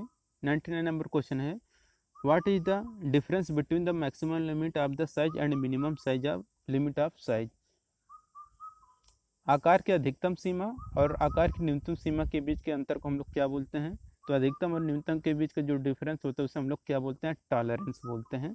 तो यहाँ पे इसका ए आंसर से हो जाएगा tolerance. 100 number question, which of the following is a type of rivet. निम्न में से कौन सा रिवेट का प्रकार है। ऑप्शन है snap head rivet, pan head rivet, conical head rivet, D है ऑल ऑफ दीज। तो रिवेट का जो प्रकार होता है यह आपका होता है कि स्नैप हेड रिवेट भी, पैन हेड रिवेट भी और कोनिकल हेड रिवेट भी होता है। तो यहाँ पे इसका डी आंसर से हो जाएगा ऑल ऑफ दीज। तो दोस्तों अगर आपको वीडियो पसंद आया हो तो वीडियो को लाइक कर दीजिए। अगर आप हमारे चैनल पर नए तो चैनल को सब्सक्राइब कर दीजिए। व्यूज़ थोड़ा 101 नंबर का क्वेश्चन है, which one of the following is an advantage of using gauge. मतलब गेज का यूज करने का क्या फ़ायदा है आपको बताना है। ऑप्शन है सेविंग टाइम, यानी कि समय की बचत। बी है आपका इंक्रीज इन प्रोडक्शन, यानी कि उत्पादन में वृद्धि। सी है both saving time and increase in production, यानी कि समय की बचत और उत्पादन में वृद्धि दोनों। डी है नन ऑफ दीज, यानी कि इनमें से कोई नहीं। तो देखिए गेज का प्रयोग करने का मेन फायदा यही होता है कि आपका समय का बचत होता है और उत्पादन में आपका वृद्धि होता है। यहाँ पे इसका सी आंसर से हो जाएगा। यहाँ पे both A and B option are correct. Option number C यहाँ पे सही हो जाएगा कि both saving time and increase in production both are correct. 102 number question है, plain ring gauge are use to check the which of the cylindrical work. कार बेलनाकार कारखंड के लिए किस प्रकार की जांच के लिए प्लेन रिंग का प्रयोग किया जाता है। Option outside diameter, inside diameter, C आपका वेट। तो देखिए जो बेलनाकार कारखंड के लिए हम लोग क्या करते हैं कि आउटसाइड माइक्रोमीटर की जांच के लिए प्लेन रिंग गेज का प्रयोग करते हैं। आउटसाइड डायमीटर को मापने के लिए हम लोग क्या करते हैं, प्लेन रिंग गेज का प्रयोग करते हैं।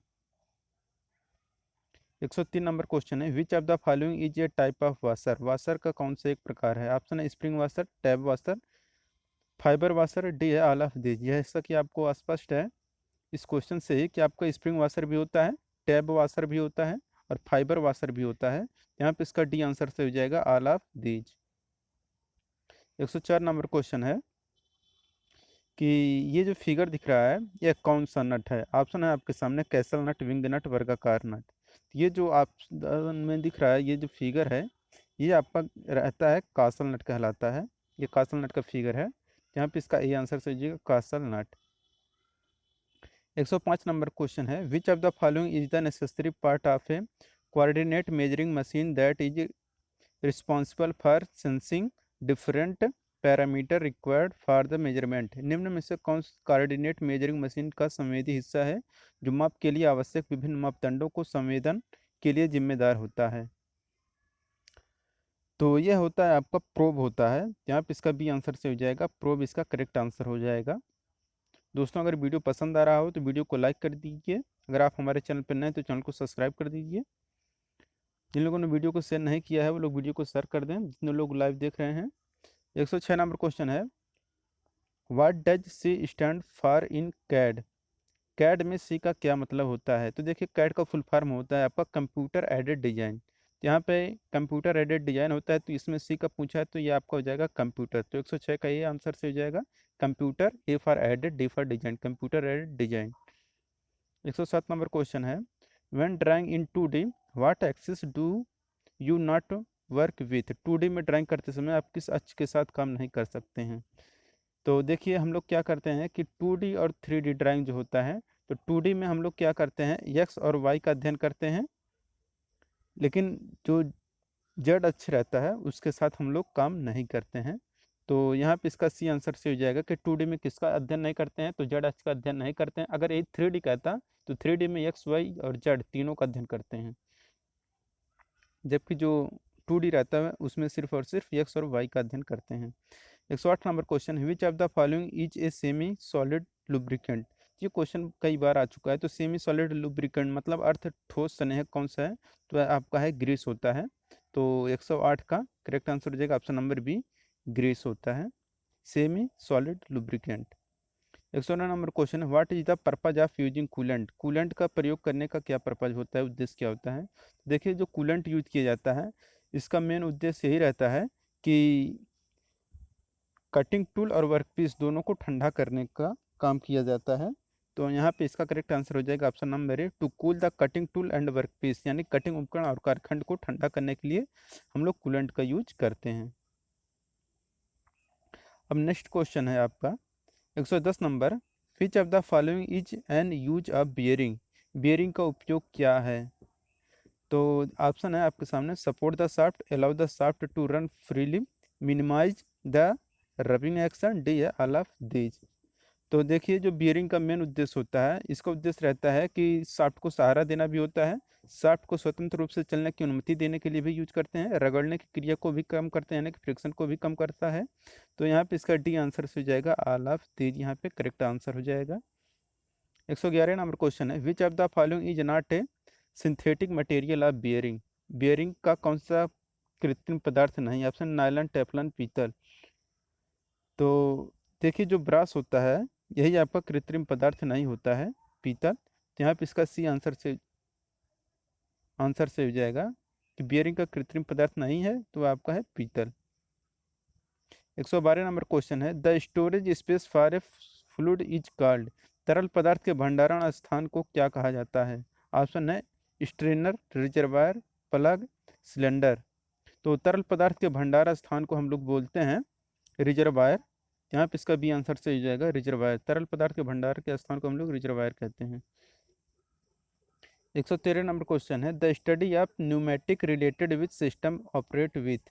न्यूमेटिक का अध्ययन में किसका संचालित से अध्ययन करते हैं। ऑप्शन है एयर, वाटर, ऑयल और है आपका इलेक्ट्रिक।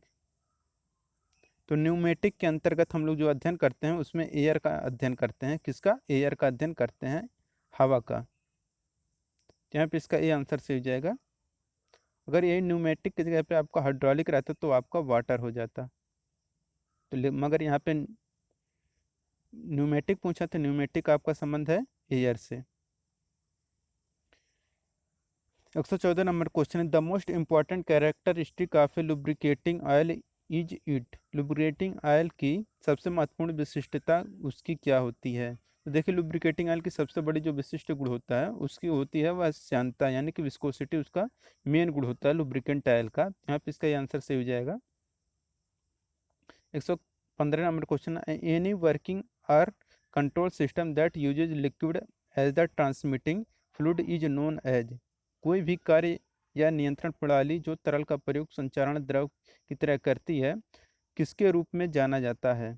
तो देखिए कि यहाँ पे तरल का प्रयोग संचरण की बात किया है, तो यहाँ इसका जो अध्ययन कहलाता है यह आपका हाइड्रोलिक। अगर आपका द्रव है, तरल है, तो आपका हाइड्रोलिक सिस्टम, अगर एयर रहता तो आपका न्यूमेटिक हो जाता।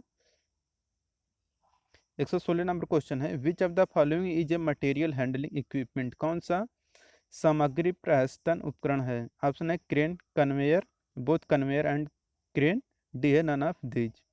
तो देखिए यहाँ पे जो सामग्री हस्तांतरण यानी कि मटेरियल हैंडलिंग इक्विपमेंट जो होता है वह आपका क्रेन भी होता है और कन्वेयर भी होता है। यहाँ पे इसका सी आंसर से हो जाएगा both conveyor and crane. 117 number question, which of the following is used to check taper, निम्न में से किसका उपयोग टेपर की जांच करने के लिए किया जाता है? ऑप्शन है ball and roller gauge, filler gauge, wire gauge. तो देखिए टेपर की जांच करने के लिए जिसका यूज किया जाता है वह आपका रहता है बॉल एवं रोलर गेज। तो यहाँ पे इसका ये आंसर हो जाएगा कि बॉल और रोलर गेज का प्रयोग हम लोग टेपर की जांच करने के लिए यूज करते हैं। 118 नंबर क्वेश्चन है, which of the following quantity can be measured with the help of angle gauge block? Angle gauge block के द्वारा किसका मेजर किया जाता है? देखिए जो एंगल एंगल गेज है ना, तो जैसा कि एंगल का बात यहाँ पे कर दिया है, तो एंगल से तो क्या एंगल ही तो मेजर करेगा। तो 118 के यहाँ पे बी आंसर से हो जाएगा, कोण का मापन करता है angle gauge block. 119 number question है, identify the instrument show in the figure, आकृति में दर्शाए गए उपकरण को पहचानिए। ऑप्शन है plug gauge, vernier calliper, micrometer, sine bar. तो ये जो फिगर दिख रहा है यह आपका साइन बार का फिगर है। किसका? साइन बार का फिगर है। 120 नंबर क्वेश्चन है, the use of sine bar is based on which function, sine bar का उपयोग किस कार्य के सिद्धांत पर आधारित? तो यह जो होता है यह आपका त्रिकोणमिति के सिद्धांत पर होता है, ट्रिग्नोमेट्री के सिद्धांत पर काम कार्य करता है साइन बार जो रहता है। जो अभी को फिगर दिखाया गया है आपका साइन बार है। 121 नंबर क्वेश्चन है, the dial test indicator is used in which of the working following work, dial test indicator का प्रयोग निम्न में से किस कार्य के लिए किया जाता है? Option to check parallelism of shaft. तो डायल टेस्ट इंडिकेटर जो रहता है इसका प्रयोग हम लोग क्या करते हैं कि शाफ्टों की समांतरता की जांच करने के लिए यूज करती हैं, बिल्कुल सही है। दूसरा है आपकी to check connect concentricity of hole, यानी कि छिद्रों के केंद्रीकरण की जांच करने के लिए, तो ये भी सही है। C correct to check plane surface और फ्लैटनेस एंड पैरेललिज्म, समान समतलता और समांतरता की जांच के लिए सपाट सतहों की जांच करने के लिए होता है, ये भी सही है। यानी कि यहाँ पे तीनों ऑप्शन सही है, तो ऑल ऑफ दीज यहाँ पे करेक्ट आंसर हो जाएगा। 122 number question, which of the following is use to guide the tool and locate the job in mass production, निम्न में से किसका प्रयोग व उत्पादन में जॉब का स्थान निर्धारित करने और टूल को गाइड करने के लिए किया जाता है? ऑप्शन है गेज, हाउसिंग और है आपका जिग।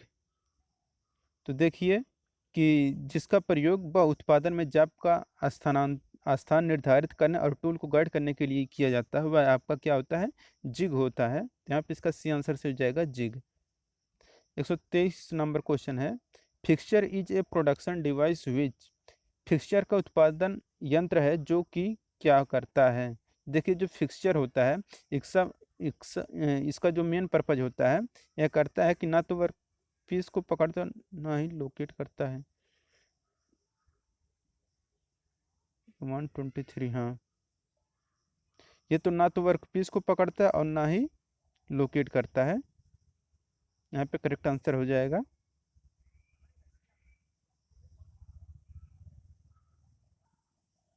यहाँ पे क्या है कि fixture is production device which क्या करता है, फिक्सचर एक उत्पादन डिवाइस जो क्या करता है वर्कपीस को पकड़ता है। यहाँ पे करेक्ट आंसर होगा कि होल्ड द वर्कपीस को पकड़ता है, यहाँ पे करेक्ट आंसर हो जाएगा। 124 नंबर क्वेश्चन है, जिग एक प्रकार है क्या है? तो देखिए जो जिग का एक प्रकार जो है वह आपका है कि प्लेट जिग भी होता है, चैनल जिग होता है, बॉक्स जिग भी होता है। तो यहाँ पे इसका डी आंसर से हो जाएगा all of these. 125 number question, which is the best way to prevent accident while working on a press, press का कार्य करते समय दुर्घटना से बचाव का सबसे अच्छा तरीका कौन सा है?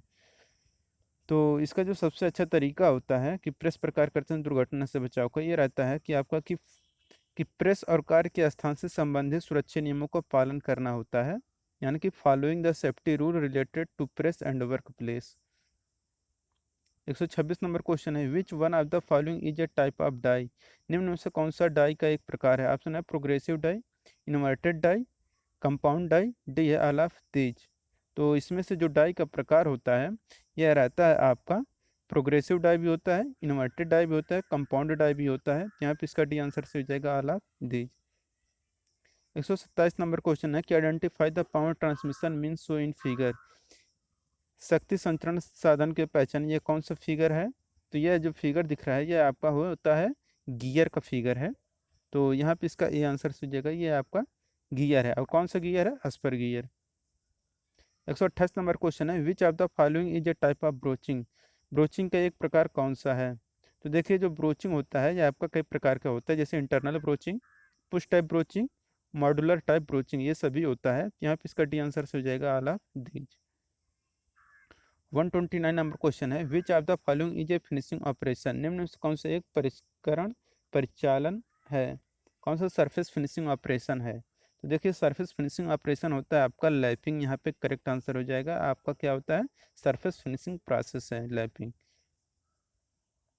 30 नंबर क्वेश्चन है, which of the following process is used for finishing a bore in ferrous and non ferrous material या मेटल।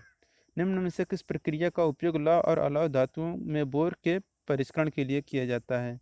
तो देखिए, लौह और अलौह धातुओं के बोर के परिष्करण के लिए जो यूज किया जाता है वह आपका होनिंग प्रोसेस रहता है। कौन सा प्रोसेस? होनिंग प्रोसेस यहाँ पे करेक्ट हो जाएगा। 131 नंबर क्वेश्चन है, which of the following is A measuring instrument. कौन सा आपका मेजरिंग इंस्ट्रूमेंट है? ऑप्शन है फाइल, फाइल तो नहीं होता है, स्टील रूल ये होता है बिल्कुल, और खरोचिन नहीं, ये आपका क्या होता है? चिन्हन औजार है। रेती आपका फिनिशिंग औजार है, थोड़ा कट उट करने का भी रहता है। तो यहाँ पे इसका बी आंसर सही हो जाएगा कि रूल क्या होता है? स्टील रूल, यही आपका है आपका measuring instrument. 132 number question, which of the following is a non ferrous metal. निम्न में से कौन सा अलौह धातु है? तो अलौह धातु के बारे में पूछा है। तो देखिए, जो अलौह धातु होता है वह आपका एल्युमिनियम क्या है? आपका अलौह धातु है। जबकि ढलवा लोहा, पिटवा लोहा और स्टील, इन सब में क्या होता है? आयरन की मात्रा होती है। ये सब क्या है? लौह धातु। और जबकि एल्युमिनियम क्या है? आपका अलौह धातु है। 133 नंबर क्वेश्चन है, यदि आप सीएडी में निरपेक्ष निर्देशांक का प्रयोग 0,0 आरंभिक बिंदु से रेखा बनाने के लिए करते हैं और इसके बाद एक्स अक्ष पर 8 इकाई और वाई अक्ष पर 5 इकाई के लिए रेखा बनाते हैं, तो आप दूसरे बिंदु पर कहाँ प्रवेश करेंगे? तो देखिए, दूसरे बिंदु पर प्रयोग करके क्या करते हैं? एक्स कामा वाई यही रहता है, तो यही हमारा क्या हो जाएगा? एक्स 8 दिया है और वाई 5 दिया है, तो यही ये आंसर करेक्ट हो जाएगा, 8,5। 134 नंबर क्वेश्चन है, scraping of large curve surface such as large bearing is to be done which scraper will you choose. बड़े बियरिंग जैसे बड़े वक्र सतह का स्क्रैप किया जाता है, किस प्रकार का स्क्रैपर आपका चुनाव करेंगे? तो इसके लिए जो स्क्रैपर का चुनाव करेंगे वह हमारे स्क्रैपर रहेगा बुलनोज स्क्रैपर। यहाँ पे इसका डी आंसर से हो जाएगा बुलनोज स्क्रैपर। बड़े बियरिंग जैसे बड़े वक्र सतह का स्क्रैपिंग किया जाता है। 135 number question, in the figure below what is angle B of a drill called as. नीचे दिए गए आरेख में ड्रिल के एंगल बी को क्या कहते हैं? तो ये जो एंगल बी दिख रहा है यह एंगल बी कहलाता है आपका लिप क्लियरेंस एंगल। यहाँ पे इसका बी आंसर से हो जाएगा lip clearance angle. 136 number question है, the figure below show one of the lap of tap set of 3 it is. नीचे दिए गए आरेख में 3 टैपों को सेट में एक टैप दिखाया गया है, यह कौन सा टैप है आपको बताना है। तो ये आपका है प्लग टैप है। कौन सा टैप है? प्लग टैप है। यहाँ पे इसका भी आंसर सही हो जाएगा प्लग टैप। 137 नंबर क्वेश्चन है, मृदु इस्पात पीतल जैसे मृदु मटेरियल की ग्राइंडिंग करते समय ग्राइंडिंग व्हील के कटिंग पॉइंट के बीच वेज का चिप बनाने की प्रवृत्ति होती है, इसे क्या कहते हैं? ऑप्शन है लोडिंग, ग्लेजिंग, एम्बेडिंग, ट्रूइंग। तो मृदु इस्पात पीतल जैसे मृदु मटेरियल की ग्राइंडिंग करते समय ग्राइंडिंग व्हील के कटिंग पॉइंट के बीच वेज का चिप बनाने की जो प्रवृत्ति होती है इसे हम लोग बोलते हैं लोडिंग। यहाँ पे इसका ए आंसर से हो जाएगा लोडिंग। 138 नंबर क्वेश्चन है, figure below show two method of starting arc what are these method. Arc शुरू करने के 2 मेथड नीचे दिए गए हैं, वे मेथड क्या हैं? देखिए, ये जो मेथड हैं ये मेथड हैं आपके कि जो पहला है यह आपका है स्वीप मेथड कहलाता है पहला, और दूसरा जो होता है यह आपका टैप मेथड कहलाता है। यहाँ पे इसका सी आंसर सही हो जाएगा।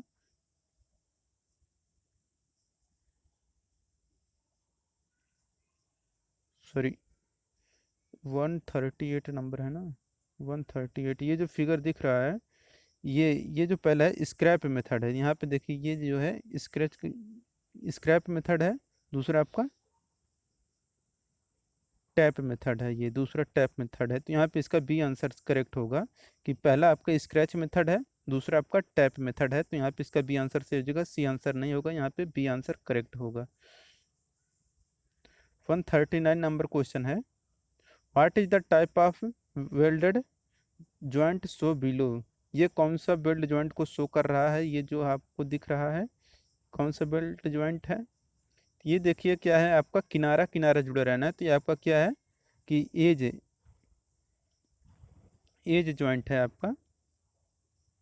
140 नंबर क्वेश्चन है कि figure below show two defect in welded joint, what are they. नीचे आरेख में वेल्ड जॉइंट में दो दोष दिखाया गया है, वे दोष कौन कौन से हैं।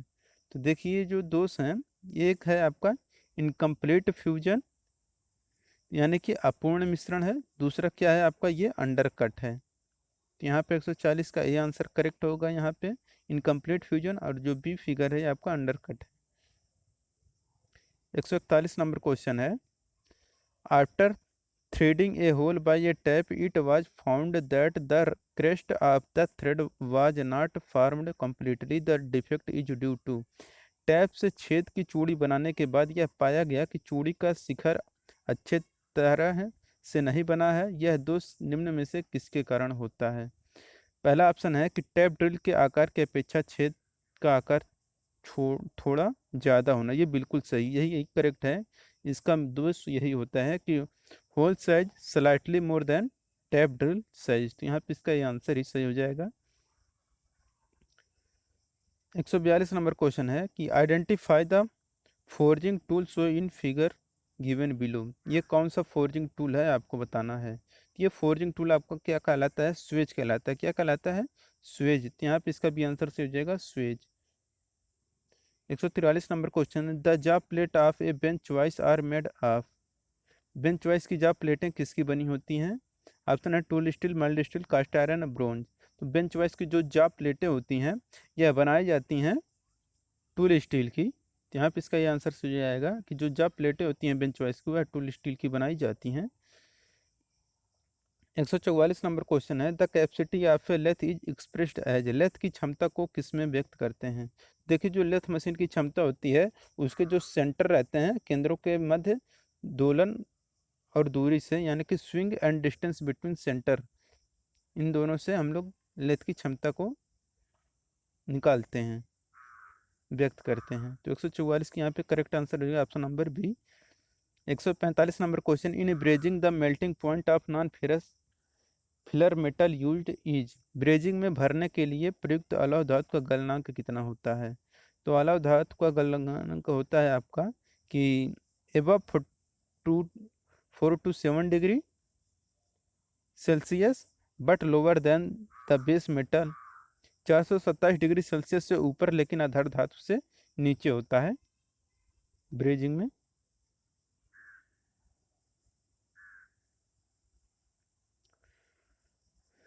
146 नंबर क्वेश्चन है, generally bearing bushes are made of. प्रायः बियरिंग बुश किसके बने होते हैं।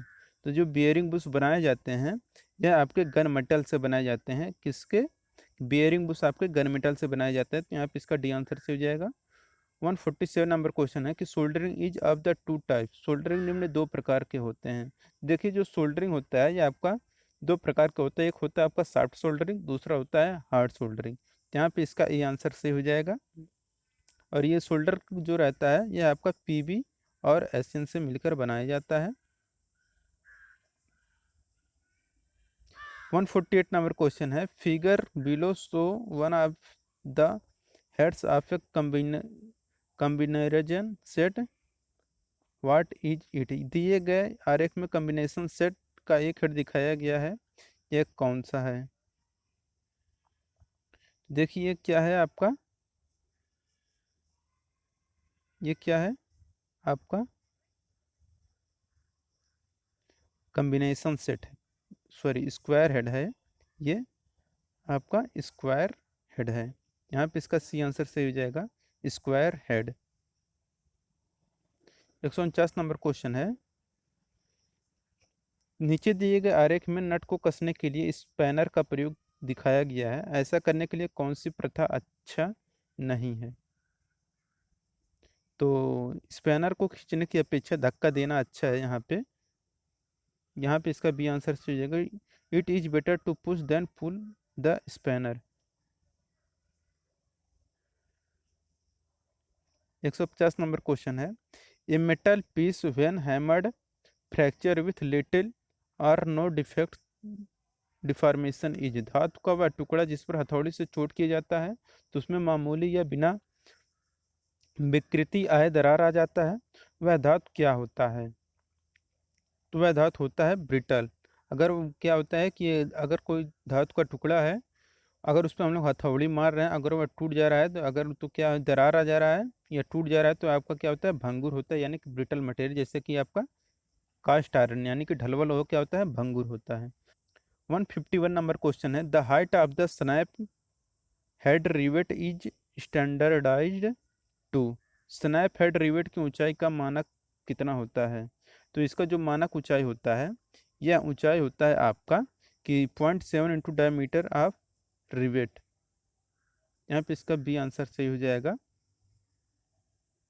0.7 into diameter of rivet. 152 number question है कि दिए गए आरेख में ए से चिन्हित भाग टूल के साथ ज्वाइंट पर कौन सा कार्य किया जाता है। तो देखिए जो कार्य है पॉइंट ए पर, यह कौन सा कार्य किया जा रहा है, यह है आपका फुलरिंग का। कौन सा है, फुलरिंग। यहाँ पे करेक्ट आंसर हो जाएगा ऑप्शन नंबर डी, यहाँ पे करेक्ट हो जाएगा फुलरिंग। 143 number question, what is the type of foundation bolt so in figure given below, नीचे दिए गए किस प्रकार का फाउंडेशन बोल्ट दिखाया गया है। तो ये जो फाउंडेशन बोल्ट है ये आपका होता है रैग बोल्ट। कौन सा बोल्ट, रैग बोल्ट होता है। यहाँ पे इसका करेक्ट आंसर हो जाएगा option number A, rag bolt. 154 number question है, in a flange coupling flange are coupled together by mean of, flange coupling में फ्लैंजों को किसकी सहायता से एक साथ बांधते हैं। तो देखिए जो फ्लैंज कपलिंग में जो फ्लैंजों को जिसकी सहायता से हम लोग एक दूसरे के साथ बांधते हैं, वह नट और बोल्ट की सहायता से हम लोग बांधते हैं। यहाँ पे ये आंसर से हो जाएगा nut and bolt. 155 number question है, what is the type of coupling show in figure given below, नीचे ये कौन सा कपलिंग दिखाया गया है। देखिए ये जो कपलिंग है यह आपका कहलाता है यूनिवर्सल कपलिंग। तो यहाँ पे इसका करेक्ट आंसर हो जाएगा ऑप्शन नंबर डी, यहाँ पे करेक्ट हो जाएगा। ये यूनिवर्सल कपलिंग का फिगर है आपका जो दिख रहा है फिगर में, यूनिवर्सल कपलिंग यहाँ पे करेक्ट आंसर हो जाएगा। 156 नंबर क्वेश्चन है,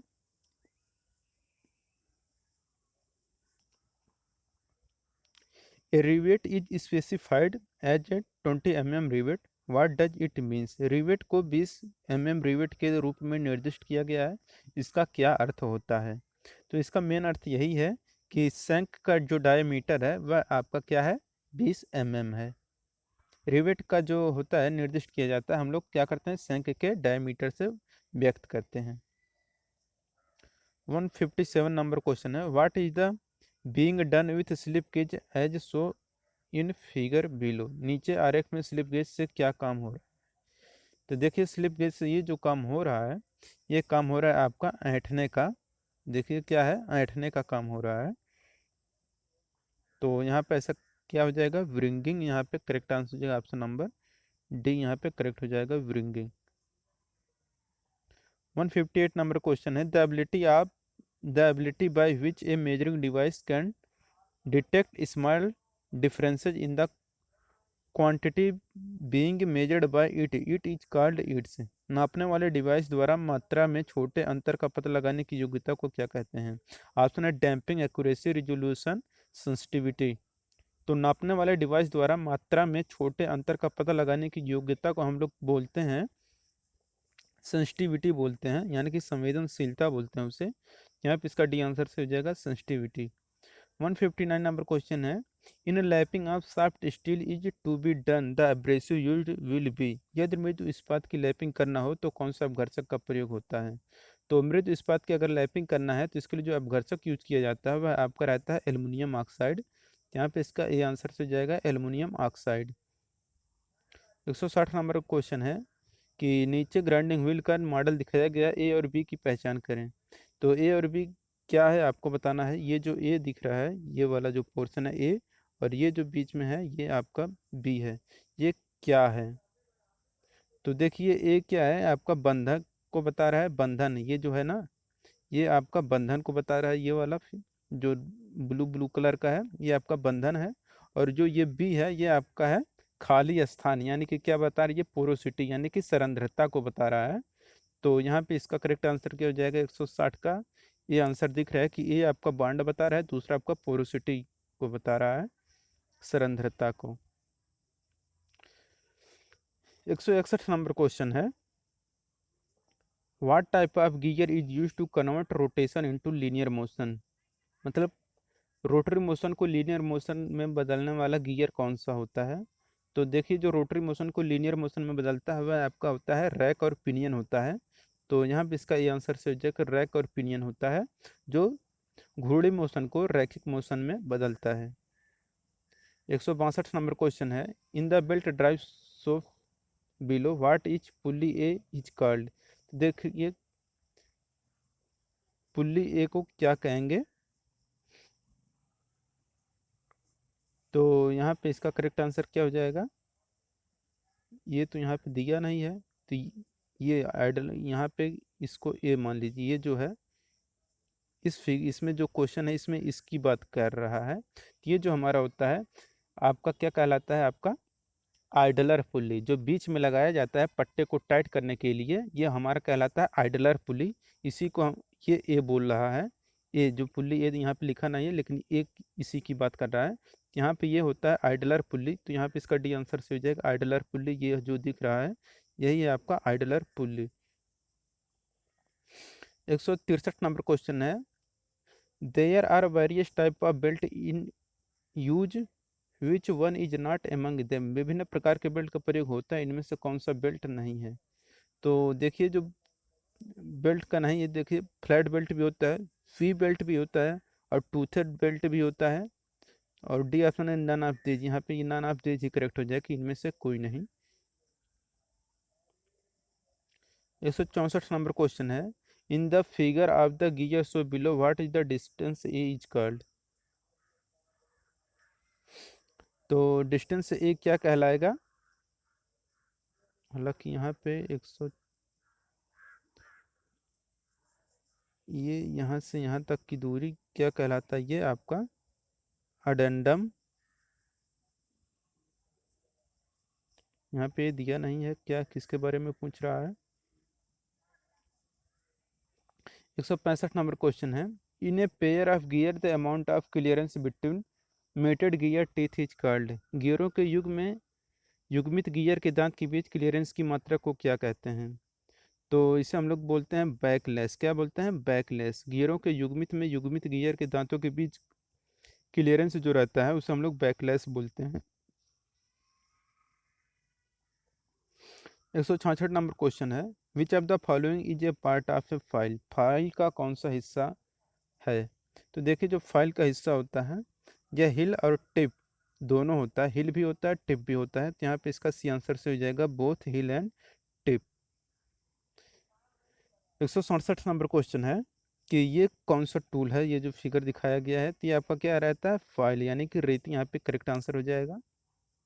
168 नंबर क्वेश्चन है, which of the following is A cutting tool. कौन सा आपका कटिंग औजार है या कटिंग टूल है। तो स्टील रूल आपका मेजरिंग है, ये भी गलत हो जाएगा। कर्तन आपका छेनी से काटा जाता है। गुनियस आपको 90 डिग्री नापने के लिए किया जाता है, ये भी आपका मापने वाला ही डिवाइस है, समझ लीजिए। अब माइक्रोमीटर भी मापने का डिवाइस, लेकिन जो छेनी होता है ये आपका है कटिंग टूल। 169 नंबर क्वेश्चन है, how is hexa blood specified. Hexa blood को कैसे निर्दिष्ट करते हैं। तो हेक्सा ब्लड जो होता है उसको हम लेंथ द्वारा भी करते हैं, पिच के द्वारा भी करते हैं, और सामग्री के द्वारा भी करते हैं। तो यहाँ पे इसका डी आंसर से हो जाएगा ऑल ऑफ दीज। अब 170 नंबर क्वेश्चन है, which for which type of material sharp point angle is given to chisel. किस प्रकार की सामग्री के लिए छेनी को नुकीला बिंदु कोण दिया जाता है। तो इसके लिए जो दिया जाता है वह रहता है आपका सॉफ्ट मटेरियल। यहाँ पे इसका सी आंसर से हो जाएगा soft material. 171 number question, what is the value of cutting angle of chisel for mild steel. Mild steel के लिए जो छेनी का कटिंग एंगल होता है यह रखा जाता है आपका 55 डिग्री, 55 डिग्री रखा जाता है मृदु इस्पात के लिए कटिंग एंगल चीजल के लिए। 172 नंबर क्वेश्चन है कि ड्रिलिंग मशीन को पहचान कीजिए। ये जो फिगर दिख रहा है यह कौन सा ड्रिलिंग मशीन है आपको बताना है। ये जो फिगर दिख रहा है ये आपका कहलाता है पिलर ड्रिलिंग मशीन। यहाँ पे इसका ए आंसर से हो जाएगा, पिलर ड्रिलिंग मशीन का यह आपको फिगर दिख रहा है। ये जो फिगर है आपका पिलर ड्रिलिंग मशीन का है। अब 173 नंबर क्वेश्चन है, which of the following is A drill holding device. कौन सा ड्रिल होल्डिंग उपकरण है। ऑप्शन है head stock, drill chuck, work table, D है नन ऑफ दीज। तो ड्रिल होल्डिंग जो डिवाइस है वह आपका ड्रिल चक है, ड्रिल चक है यहाँ पे करेक्ट आंसर हो जाएगा। ड्रिल चक पे क्या करते हैं, को होल्ड करते हैं। 174 नंबर क्वेश्चन है, which of the following is a method of removing broken tap. टूटे हुए टैप को हटाने की कौन सी विधि है। तो देखिए जो टूटे हुए टैप को हटाने की जो विधि है रहती है वह आपका रहता है आर्क वेल्डिंग का प्रयोग करके।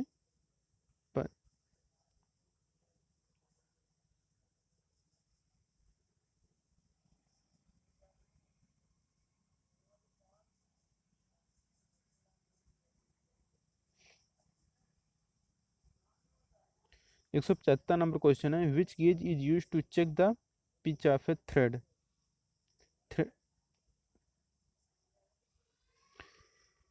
175 नंबर क्वेश्चन है कि which gauge is use to check the pitch of a thread.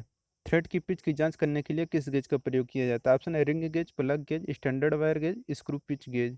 तो थ्रेड की पिच को जांच करने के लिए जो यूज किया जाता है वह रहता है आपका स्क्रू पिच गेज रहता है। यहाँ पे इसका डी आंसर से हो जाएगा screw pitch gauge. 176 number question है, micrometer work on which principle. Micrometer के सिद्धांत प्रकार करता है। जो माइक्रोमीटर रहता है ये आपका स्क्रू एंड नट के सिद्धांत प्रकार करते हैं, स्क्रू एंड नट यहाँ पे करेक्ट आंसर हो जाएगा। 177 नंबर क्वेश्चन है, which of the following is another name of nodular cast iron. निम्न में से कौन सा गांठदार ढलवा लोहे का दूसरा नाम है। ऑप्शन है ductile cast iron, grey cast iron, white cast iron, yellow cast iron. तो नोडुलर कास्ट आयरन का जो दूसरा नाम होता है वह आपका होता है डक्टाइल कास्ट आयरन। यहाँ पे इसका ए आंसर से हो जाएगा, नोडुलर कास्ट आयरन का दूसरा नाम डक्टाइल कास्ट आयरन होता है। 178 नंबर क्वेश्चन है, which of the following carbon steel has the lowest percentage of carbon. निम्न में से किस कार्बन इस्पात में कार्बन का सबसे कम परसेंटेज होता है। तो सबसे कम परसेंटेज किस में होता है आपका माइल्ड स्टील में। जैसे जैसे कार्बन की मात्रा बढ़ाते हैं उसकी कठोरता क्या होती है, बढ़ती जाती है। और जो मृदु इस्पात है मतलब इसमें क्या होगी, कार्बन की मात्रा कम होगी। 179 नंबर क्वेश्चन है, in normalising cooling is done in which of the following medium. Normalising में शीतलन निम्न में से किस माध्यम में किया जाता है। तो नॉर्मलाइजिंग में जो शीतलन यानी कि कूलिंग प्रोसेस मीडियम यूज किया जाता है वह मीडियम रहता है आपका एयर। तो यहाँ पे इसका सी आंसर से हो जाएगा एयर। 180 नंबर क्वेश्चन है, which heat treatment is done on steel to increase its cutting ability. कार्य क्षमता बढ़ाने के लिए स्टील पर कौन सा उष्मा उपचार किया जाता है। अब अनिलिंग, हार्डनिंग, टेम्परिंग। तो कार्य क्षमता बढ़ाने के लिए स्टील पर जो हीट ट्रीटमेंट प्रोसेस किया जाता है वह आपका रहता है हार्डनिंग रहता है। तो 180 का भी आंसर से हो जाएगा हार्डनिंग। 181 नंबर क्वेश्चन है कि फोर्जिंग उपकरण ये कौन सा है।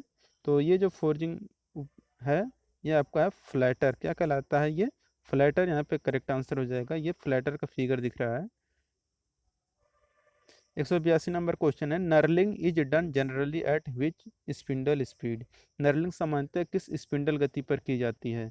तो देखिए जो नर्लिंग किया जाता है उसके जो स्पीड रखी जाती है वह आपका धीमी गति पे की जाती है नर्लिंग।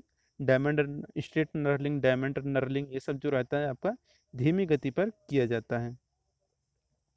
183 नंबर क्वेश्चन है कि फोर्जिंग प्रचलन का नाम बताइए जिसके द्वारा स्टॉक के टुकड़े का अनुप्रस्थ काट बढ़ जाता है और टुकड़े की लंबाई कम हो जाती है। यह जो प्रोसेस कहलाता है यह आपका अपसेटिंग कहलाता है। कि the name of forging operation by which the cross section of A piece of stock is increased and the length of the workpiece is reduced, that is called offsetting. 184 number question है, which part of the TIG welding torch hold the electrode. TIG welding torch का कौन सा भाग electrode धारण करता है। तो TIG welding torch में जो भाग इलेक्ट्रोड को धारण करता है वह भाग रहता है आपका कॉलेट। कॉलेट क्या करता है, इलेक्ट्रोड को होल्ड करता है। 185 नंबर क्वेश्चन है, which of the following letter indicate basic hole. निम्न में से कौन सा अक्षर मूल छिद्र को इंगित करता है। तो मूल छिद्र को जो अक्षर इंगित करता है वह अक्षर रहता है आपका एच अक्षर। यहाँ पे इसका डी आंसर से हो जाएगा, एच यहाँ पे करेक्ट आंसर हो जाएगा।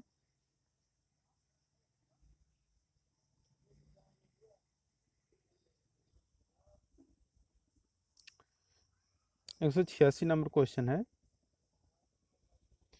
ए positive allowance is always have a fit.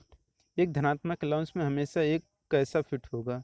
तो जो धनात्मक अलाउंस रहता है इसमें जो फिट होगा वह हमेशा क्या होगा, क्लियरेंस फिट होगा। यहाँ पे इसका ये आंसर से जाएगा क्लियरेंस फिट। 187 नंबर क्वेश्चन है, how many grade of tolerance are in the BSI system. BSI system प्रणाली में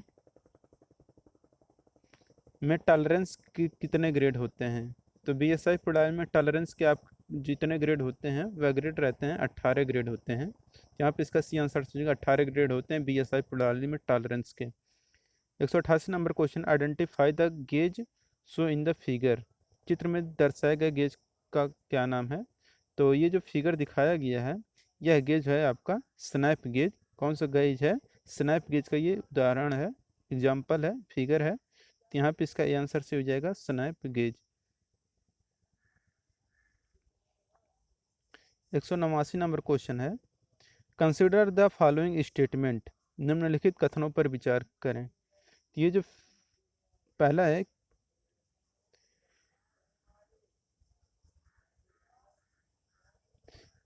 आपका कि एक निरीक्षण आमतौर पर एक संगठित परीक्षा या औपचारिक मूल्यांकन अभ्यास है, ये बिल्कुल सही है। दूसरा है कि गुणवत्ता नियंत्रण एक छोटी प्रक्रिया जिसके द्वारा संस्थाएं उत्पादन में शामिल सभी कारकों की गुणवत्ता की समीक्षा करती हैं, ये भी सही है। यानी पहला और दूसरा दोनों सही है। तो यहाँ पे इसका सी आंसर से both statement first and second are correct.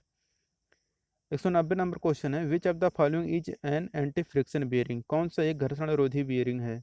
तो घर्षण रोधी बियरिंग कौन सा होता है आपका, बॉल बियरिंग क्या है आपका, घर्षण रोधी बियरिंग है। तो 190 का सी आंसर से हो जाएगा कि जो बॉल बियरिंग होता है ये आपका एंटी फ्रिक्शन बियरिंग होता है। 191 number question, which of the following is not A type of conveyor. निम्न में से कन्वेयर का एक प्रकार नहीं है। ऑप्शन है belt conveyor, roller conveyor, plate conveyor, pilot conveyor और डी है नन ऑफ दीज। तो कन्वेयर का जो प्रकार नहीं है आपको बताना है। तो देखिए बेल्ट कन्वेयर भी होता है, रोलर कन्वेयर भी होता है और पायलट कन्वेयर भी होता है। तो यहाँ पे इसका डी आंसर चाहिए none of these. 192 number question है, for general purpose the roughness value are graded into which grade. सामान्य उद्देश्यों के लिए खुरदरापन मान को कितने ग्रेडों में वर्गीकृत किया गया है। ये आपका 12 ग्रेडों में वर्गीकृत किया गया है। 193 नंबर क्वेश्चन है, which of the following is a surface irregularity. निम्न में से कौन सी एक सतह अनियमितता है। तो अनियमितता जो बताता है ये आपका होता है रफनेस और वेवनेस, जो दोनों होता है यही आपका खुरदरापन और तरंग महत्ता दोनों आपका वेवनेस को बताता है, मतलब अनियमितता को बताता है।